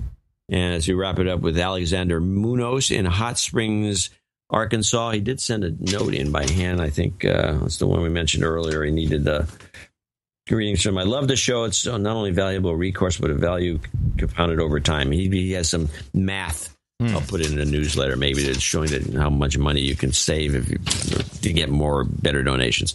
Brian Klimzak in Naperville, Illinois. Benjamin Smith over here in Oakland. Sir Bogdan Lehendro in Roanoke, Texas. And our regular twice a month, Sir Mark Tanner down there in Whittier. Quite a group. Incredible group. Yes. Before we finish this up, let me tell you about some donations that were made on the spot at the meetup here in Salt Lake City. Again, a great meetup. Loved seeing everybody. But there was I forgot where they came from. They drove from far to this beautiful girl, lady. She calls herself the lunch lady, and she made chili. Oh, it was kind of potluck. And she says, "Yeah, I used to be called a lunch lady, but now I'm known as a dietary service worker at school." And she says all the kids hate it. They hate Michelle Obama. They hate the shit that they have to make for lunch. Yeah, we haven't really followed all that because our kids are kind of out of school. But you got bread with no butter. I mean, the kids, And she's so lovely. She's like, yeah, and I'm no longer. I used to be a lunch lady, and I'd make cool stuff. I'd make the chili. I'd make sloppy joes. I'd make pizza. Now she's a dietary service worker. Bread and water. Yeah, shut up, slave. Shut up, slave. Shut up, slave. All right, $60 from Sherry Osborne. She is the Rain Stick Girl, and she gave me one of her skulls. She does these fantastic skulls. Look her up, Sherry Osborne.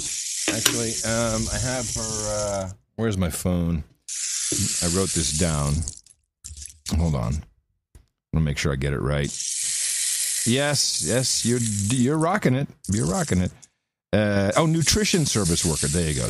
So on the face page, look for Fractal Accents by Sherry. Fractal Accents by Sherry, Sherry. Her stuff not only looks dynamite, but it works. It's a fact, and we have proven it many times. And John, shake it one more time. Who are you shaking it for? You shaking it for California? Shake it for the West Coast. Shake it for the East Coast. All right. Thank you to Mike and Anissa Scalora, 12345. They give me a check for that. Lovely. Fletcher Sharp, $33 plus 2 challenge coins, and these are great. I'll send you a picture. It's a challenge coin. It's the secret squirrel challenge coin. You see a squirrel, and it says secret, and on the back it says "Don't ask NOYFB." NOYFB. Yep, you got it. No, none of your effing business. Yeah. Then we had. Let me see. I have everything here, and we got. This is. Oh, let me open this one up. Thank you. I appreciate the envelopes. That's so much easier. We have here. Oh my God. 100. What is this? 1, 2, 3, 4, 5. Of course. And this is from Brian Serled Morton and family. Amanda, Arvid, and Kayla. Nice meeting you. Great. The kid was great. 15-year-old kid. He was just. No agenda written all over him. And he wanted some Hillary clips, which we've already played. We'll play a little montage at the end again. Amanda will cherish the picture the two of you took forever. Brian, could you... he says the one he thought I'd blocked him anyway. So we thank you for your donation. And I want to thank everybody who came to all the meetups. It's really good seeing everyone. It's... I don't know. It was, because it's kind of over now, John. I mean, I'm on the way back now. I'm going to go as fast as it's going to take me 3 days to get home. You should have a meetup on the way back just to make yourself feel normal. I'm going to, in Albuquerque, I think I'll hook up with Jeffrey Tuhig and his girlfriend, Rebecca. Nothing in Moab, just a bunch of rocks there. And then I think I'm going back through Lubbock. I just can't make it. It's, each day is like a 6-hour drive, so... And then I'll get in Wednesday and then go straight into prep for the Thursday show. I'm not complaining. I'm just saying. Do we have anything else? No. Okay, just on these donations, John, it's beautiful to see all this outpouring of support. And, of course, I'm going to give you some jobs karma. I did want to say that, as we know, a large percentage of the people who come to these meetups are dudes named Ben, and we're all on the spectrum, we're all kind of messed up, and that's why we work so well together. It's like we are the hero of the autistic. Yeah, but we're heroes of the spectrum. It's true. It's good. Everyone feels comfortable around the No Agenda family because we don't condemn. We only do that on the show. On the show, for sure. The show we do a lot. Vog. But a lot of them found out about the show through Twit, and you'll find that most of the people that do one of these meetups, again, it's not a lot of them, a few dozen maybe at the most, they all end up meeting each other, and a lot of them become friends after the fact. Absolutely. Long-time friendships have come out of this. My point We're being... really a friendship club. Yes, and we should all have friendship rings. Or night rings do the trick. I guess my point is, but what I wanted to ask you, are you really done for good done? But if it was like, if you got a message saying, hey, things got a little heated, let's. Well, I sent a tweet out about, let's face reality. There's every once in a while, there's a couple of naysayers. I mean, like hundreds of people are wishing me well and saying, "Oh, it's douchey for Leo to get all worked up about a simple tweet that had nothing to do with him." Although I could see that, because I've always felt your presence on Twitter has been good for our show, and quite honestly, it makes that show watchable for me, and I like it. And I will miss you. I will miss you. Yeah, well, I think that the show was going in a direction, and I think the network as a whole is going in kind of a different direction, more of the idea of the Verge, more lifestyle. Yeah, hail Apple, a lot of Apple stuff, a lot of phone stuff, a lot of lifestyle stuff. They're not so much, really discussing in detail anything that's even a desktop computer. When's the last time that was even mentioned? Because there's some, at least the group that's running the place has a sense that this would be more, there'd be growth in that arena. I personally don't think so. I don't think so either. And I do like to talk about, certain kinds of nerdy stuff. And or trends, certain kinds of trends, like the Internet of Things. When they bring it up, it's always like this greatest thing that ever is going to happen, and it's like not necessarily. I do have when I did my interview with John Scully, which I produced at least parts of it on. That was a great interview. We had it on the show, but we also did it as a column. John, stop. You are a figurehead. You're an icon in tech, and I hate that I said tech, but. There's no doubt about it, and you make people think. Every day I meet people who say, for 25 years I've been reading Dvorak, and it's not about your prowess or your knowledge. It's what you do, and sometimes you say funny things. Sometimes you are very good at taking an alternative view, and I think it will be missed. So the only thing I personally would like to see if there is a crack in the door, if it's still open, should you feel comfortable and someone say, hey, should we give this another shot? Or is the format of the show no longer valuable to you as a human I think being? It's going to move in a direction where I will be so irrelevant to what they're talking about. Yeah. That I don't think there's any opportunity there. Okay. There's no way that, it's just not going to, the way I see it, no, is the answer to the question you're trying to ask. Well, that's a sad day. Well, that's the way it goes. Yeah, it's okay. Well, anyway, thank you, everybody, for helping John out. and I'm talking more about it's nice. It's nice when you're recognized, when your job kind of, in a way, was to be shit on. There's that element that's annoying, yes. Yeah, but I get put up. You can with take that. it. It's it's very, very difficult to do. Very difficult to do. Anyway, I salute you, sir. Thank you. Thank you for your courage. Thank you for your work. I appreciate your work, man. I respect it. It's really, really good. It's fabulous stuff. Did I suck up enough? Yeah, it's not necessary. Dvorak.org/NA. This one's for you. Jobs, jobs, jobs, and jobs. Let's vote for jobs. You thought. Oh, yeah. It's your birthday. Oh, this one's going to be really short. Alexander Munoz says, happy birthday to Nurse Caitlin. This is a belated birthday. She celebrated on September 7th, and we say happy birthday to her on behalf of everybody here at the best podcast in the universe. We have a couple of barons. We have Sir Funk becoming Sir Funk, Baron of Brisbane, Australia, in exile. Sir Funk, Baron of Brisbane, in exile. Sir Skits becomes Sir Skits, Baron, Dixie Protector of the Swanee River. Swanee. Did you specifically say river? Yes. Oh, okay. Is that wrong? No. Swanee is also just a generic term. How I'd love you. How I'd love you. Who is that? My dear old Swanee. Al Jolson. Okay. All right. We do have a couple of knightings here. If you... Hello?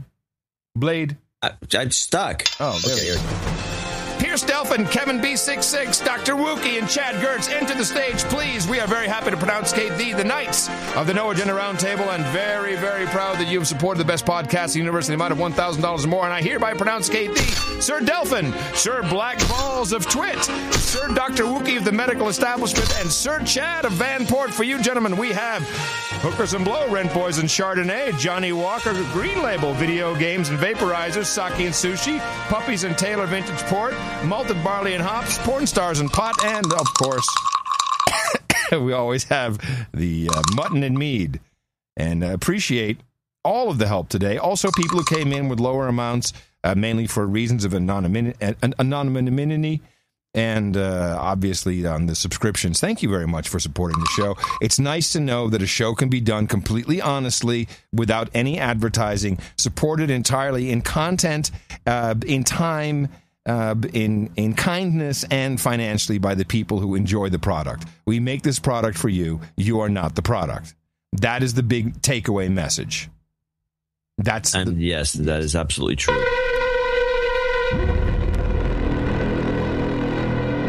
Attention all human resources. Now entering second half of show. Yes, second half of show. This is big, John. Big news. Tomorrow's the end of the world. That's correct. Tomorrow we are all going to die. That was already planned. We know that. However, more interesting perhaps is that Austin, Texas will be home to a very exciting event.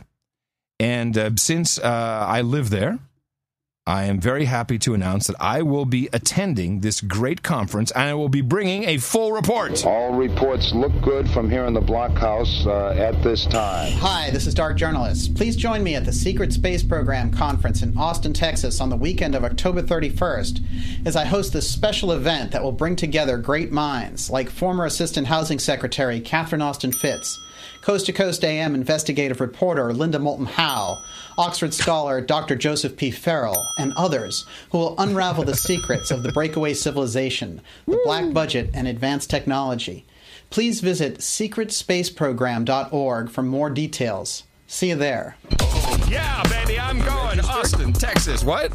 You're registered, ready to go? I'm registered. The end of next month. Yeah, I'm registered. I got tickets. I'm good to go. I'm taking Tina the Keeper. This is my people, baby. Tell her to wear a scarf.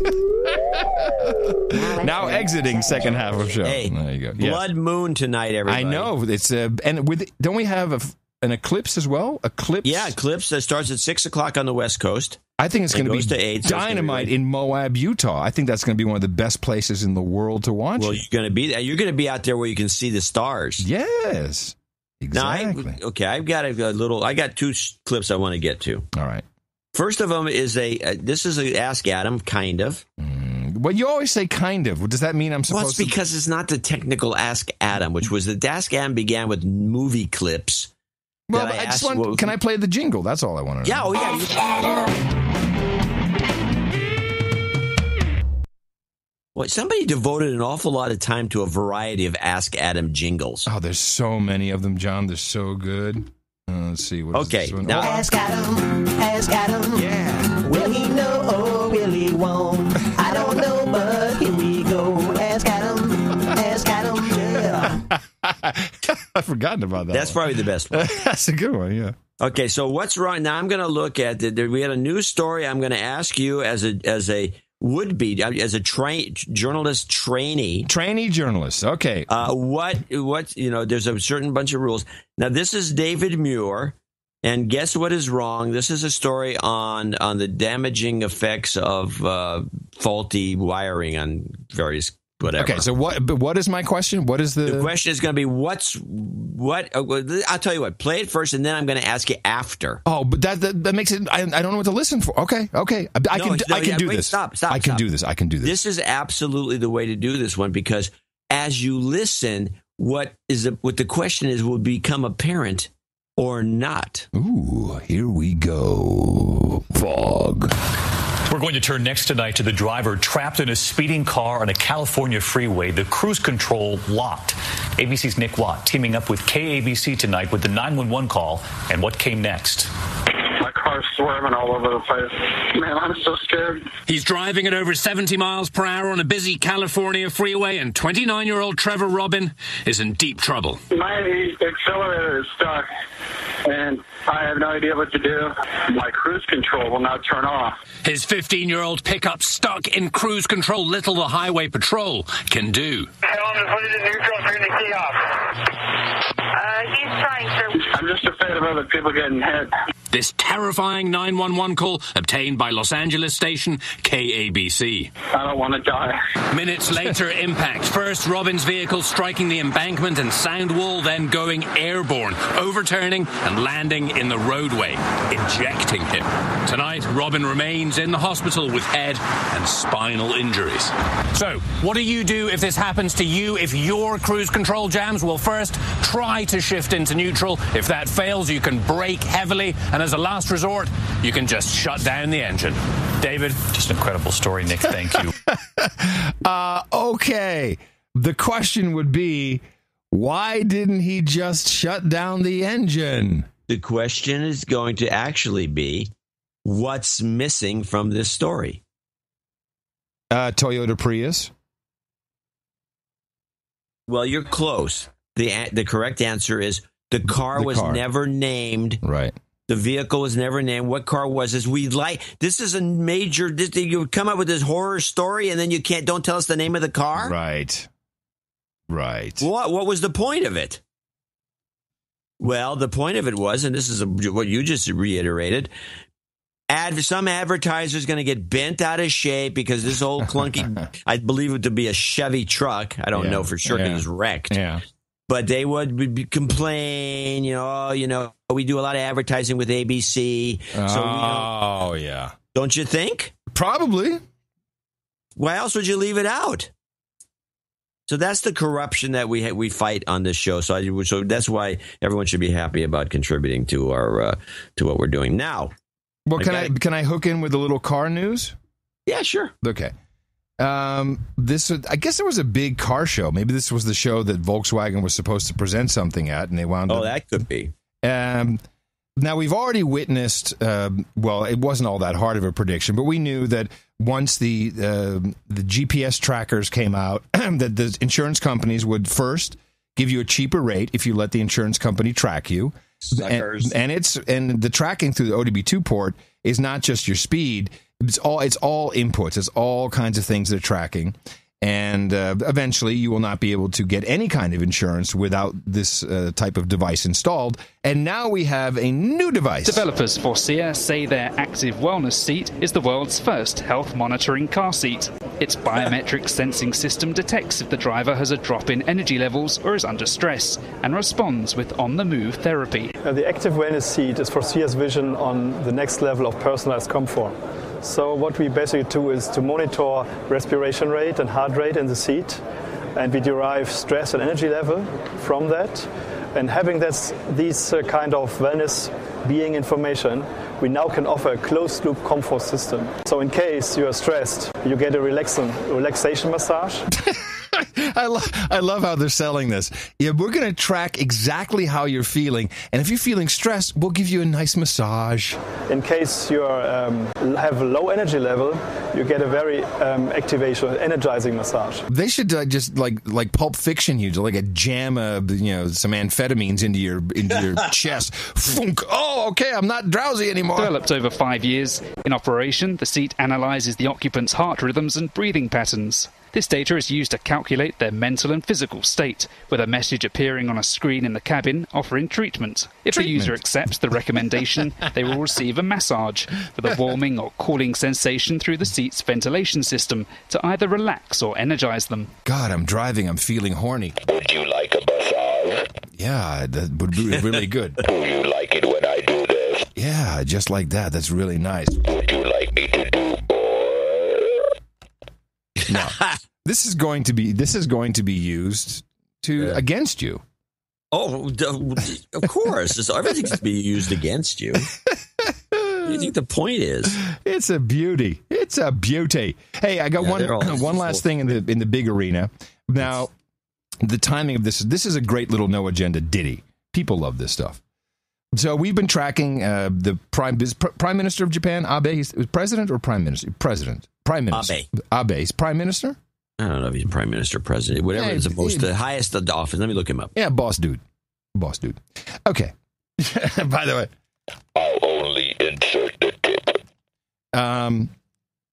So he changes the Constitution. He's like, we should be able to defend. We need to be able to... Prime Minister. I thought so. We need to be able to defend ourselves in conjunction with the United States or with Australia. And of course, we know why he did this, because this is a big sales job for the arms industry, certainly from the United States. Get money. Yeah, suckers. Now, when you have that set up, so the laws have changed. So now we can sell some arms to Japan. We can sell, and we can get all riled up and all crazy. What do we need in order to get the sales cycle rolling? This is an Ask John. This is an incident. Or how about the threat of an incident? That could work. Kim Jong-un rattles his nuclear saber at America, the head of his atomic energy program declaring the regime's ready to use its nuclear weapons anytime. Ready! If the U.S. and others pursue their, quote, reckless, hostile policy toward North Korea. Kim's also declaring his nuclear program is at full speed. The regime says its main nuclear complex at Yongbyon, which produces material for nuclear weapons, is operating normally. A U.S. official tells CNN they have no reason to doubt the claim, and analysts take the threat seriously. If you look here, the snow melt in this area, snow melt again on the reactor. And this is one of these little dipshitty consultants that CNN brings in. You've never seen her before. She's drawing on the smart board, showing where the so-called nuclear reactors are because the snow is melting. Are you kidding me? This would indicate that the reactor is functioning. It's giving off heat, causing that snow melt. Also here in August, you can see tracks leading into the reactor area. That again shows that there's significant activity going on at these sites. Kim's said to be as obsessed with developing nuclear weapons as his father and grandfather were. Obsessed. Remember, his grandfather, Kim Il-sung, the founder of the country, saw the United States bring Imperial Japan down to its knees with 2 nuclear weapons. So this is a regime that's been interested in nuclear weaponry for decades. Kim's not stopping there. His regime announcing it's preparing to launch a satellite into orbit for scientific purposes. The United Nations has warned North Korea to call off the rocket launch. A satellite launch vehicle similar to this one pictured here could be used by North Korea to develop an intercontinental ballistic missile that's capable of reaching the United States and delivering a nuclear warhead. The North Koreans aren't there yet. Weapons experts say they haven't tested re-entry on those missiles, and they could break apart. Still, these moves bring a warning tonight from Washington, demanding that Kim stop his provocations. U.S. officials taking no chances, making sure Kim knows what kind of missile defenses America has at the ready. Ground-based interceptors to Alaska, surface combatants to the Western Pacific, a THAAD battery on Guam, another radar in Japan, in order to be ready and vigilant for anything that the North Koreans may or may not do. Hello, Japan. Our sales case is on the way. I got a note from Aichi Kitagawa, who has been tracking this stuff going on, and it discussed that last incident, the phony baloney thing with the speakers on one side and some poor dead guy who stepped on a mine. Says, here's what I could find from Japanese media. Xi Jinping newly set September 3rd as Victory Over Japan Day as part of his effort to show that he is in charge of the Communist Party. He's been trying to eradicate Jiang Zemin's influence in the name of corruption, the Corruption Elimination Campaign. All major Western nations, heads of states, declined the invitation. Remember that invitation? Nobody went to this party? Yes. They all declined except the South Koreans. And Kim Jong-un was not invited. This would look as though South Korea is replacing the North as China's ally. So Kim asked China not to invite her. She hates Kim, so he ignored the request. Kim ordered his men to orchestrate national emergency so that President Park would be forced to stay. North Korea planted landmines in the DMZ, injuring 2 South Koreans. South responded with propaganda broadcasting. North fired a warning shot. The South fired back. Xi Jinping got pissed off and stopped all the trains to North Korea. Mm-hmm. North Korea was forced to negotiate and eventually apologize. This is like this whatever this story is that's going on over there. We have no clue. We're completely we shouldn't be doing these reports in the American media. It's all bull crap. But I have one last clip, which is I'd like to leave it with our audience because I don't know what it means.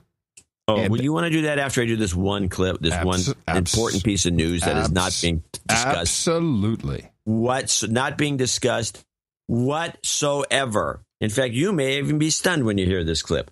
I'm ready. What is that? You're always talking about the choke point over there in Asia. We're always trying to set things up so that you can't get through because it is a choke point. It's horrible. The Straits of Malacca. Oh, yes. Where we have a whole bunch of ships sailing around. Yeah. And if you look at the map, it's a horrible, narrow. It's apparently where all half the shipping traffic in the world has to go through there. That's right. Play Kra Canal. Well, China is already building a new rail network in Thailand now as part of its One Belt, One Road initiative. It's looking at an ambitious plan to dig a canal from one side of the country to the other. The Kra Canal would cut 1,200 kilometers of the existing sea route. Our Thailand correspondent Martin Lowe has this report. This is the Kra Buri River. It already cuts halfway across the Kra Isthmus in southern Thailand. Extending it could open up a waterway from one side of the country to the other. One look at a map and it's easy to see why this is something that's been talked about for 300 years.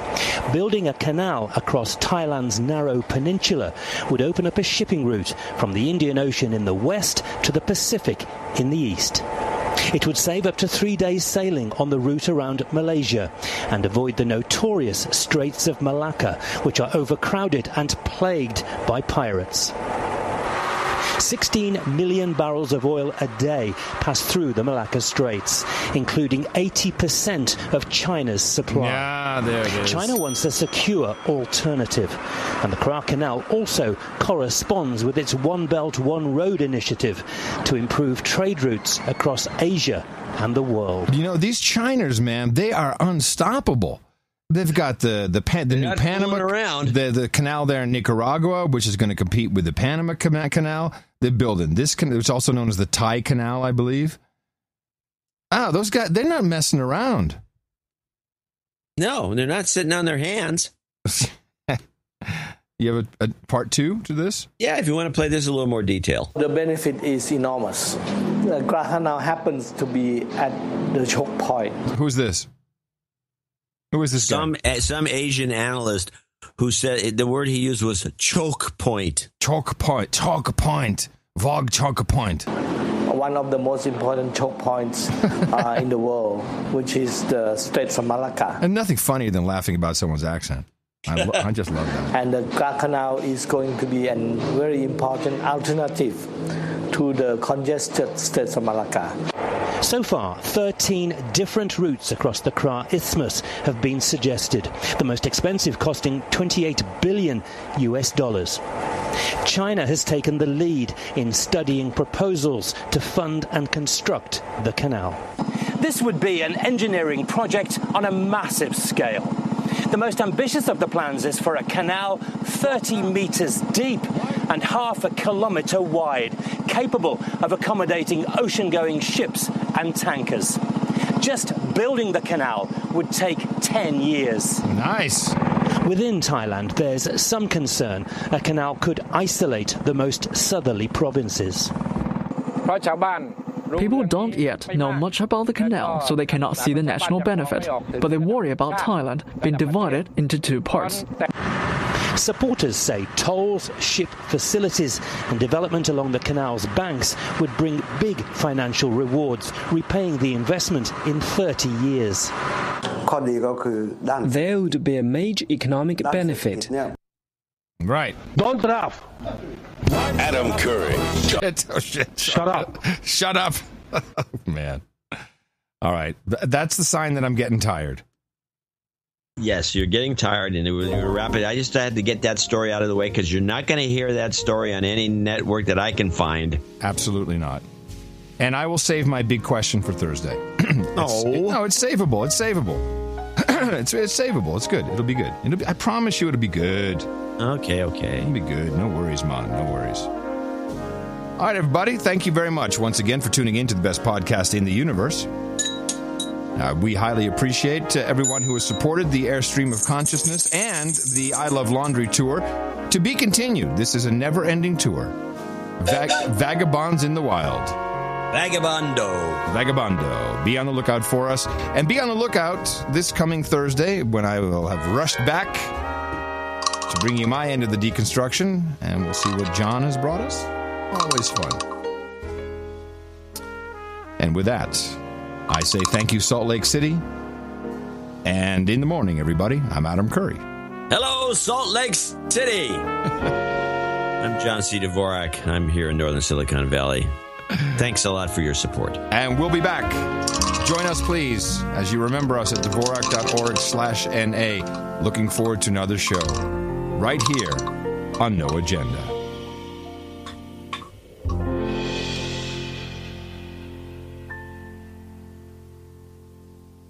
Get out there and whoop Obama's behind. Whooping with the Constitution. Whooping the Constitution. Whooping the Constitution.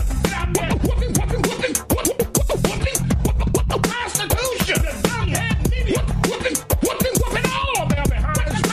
Constitution.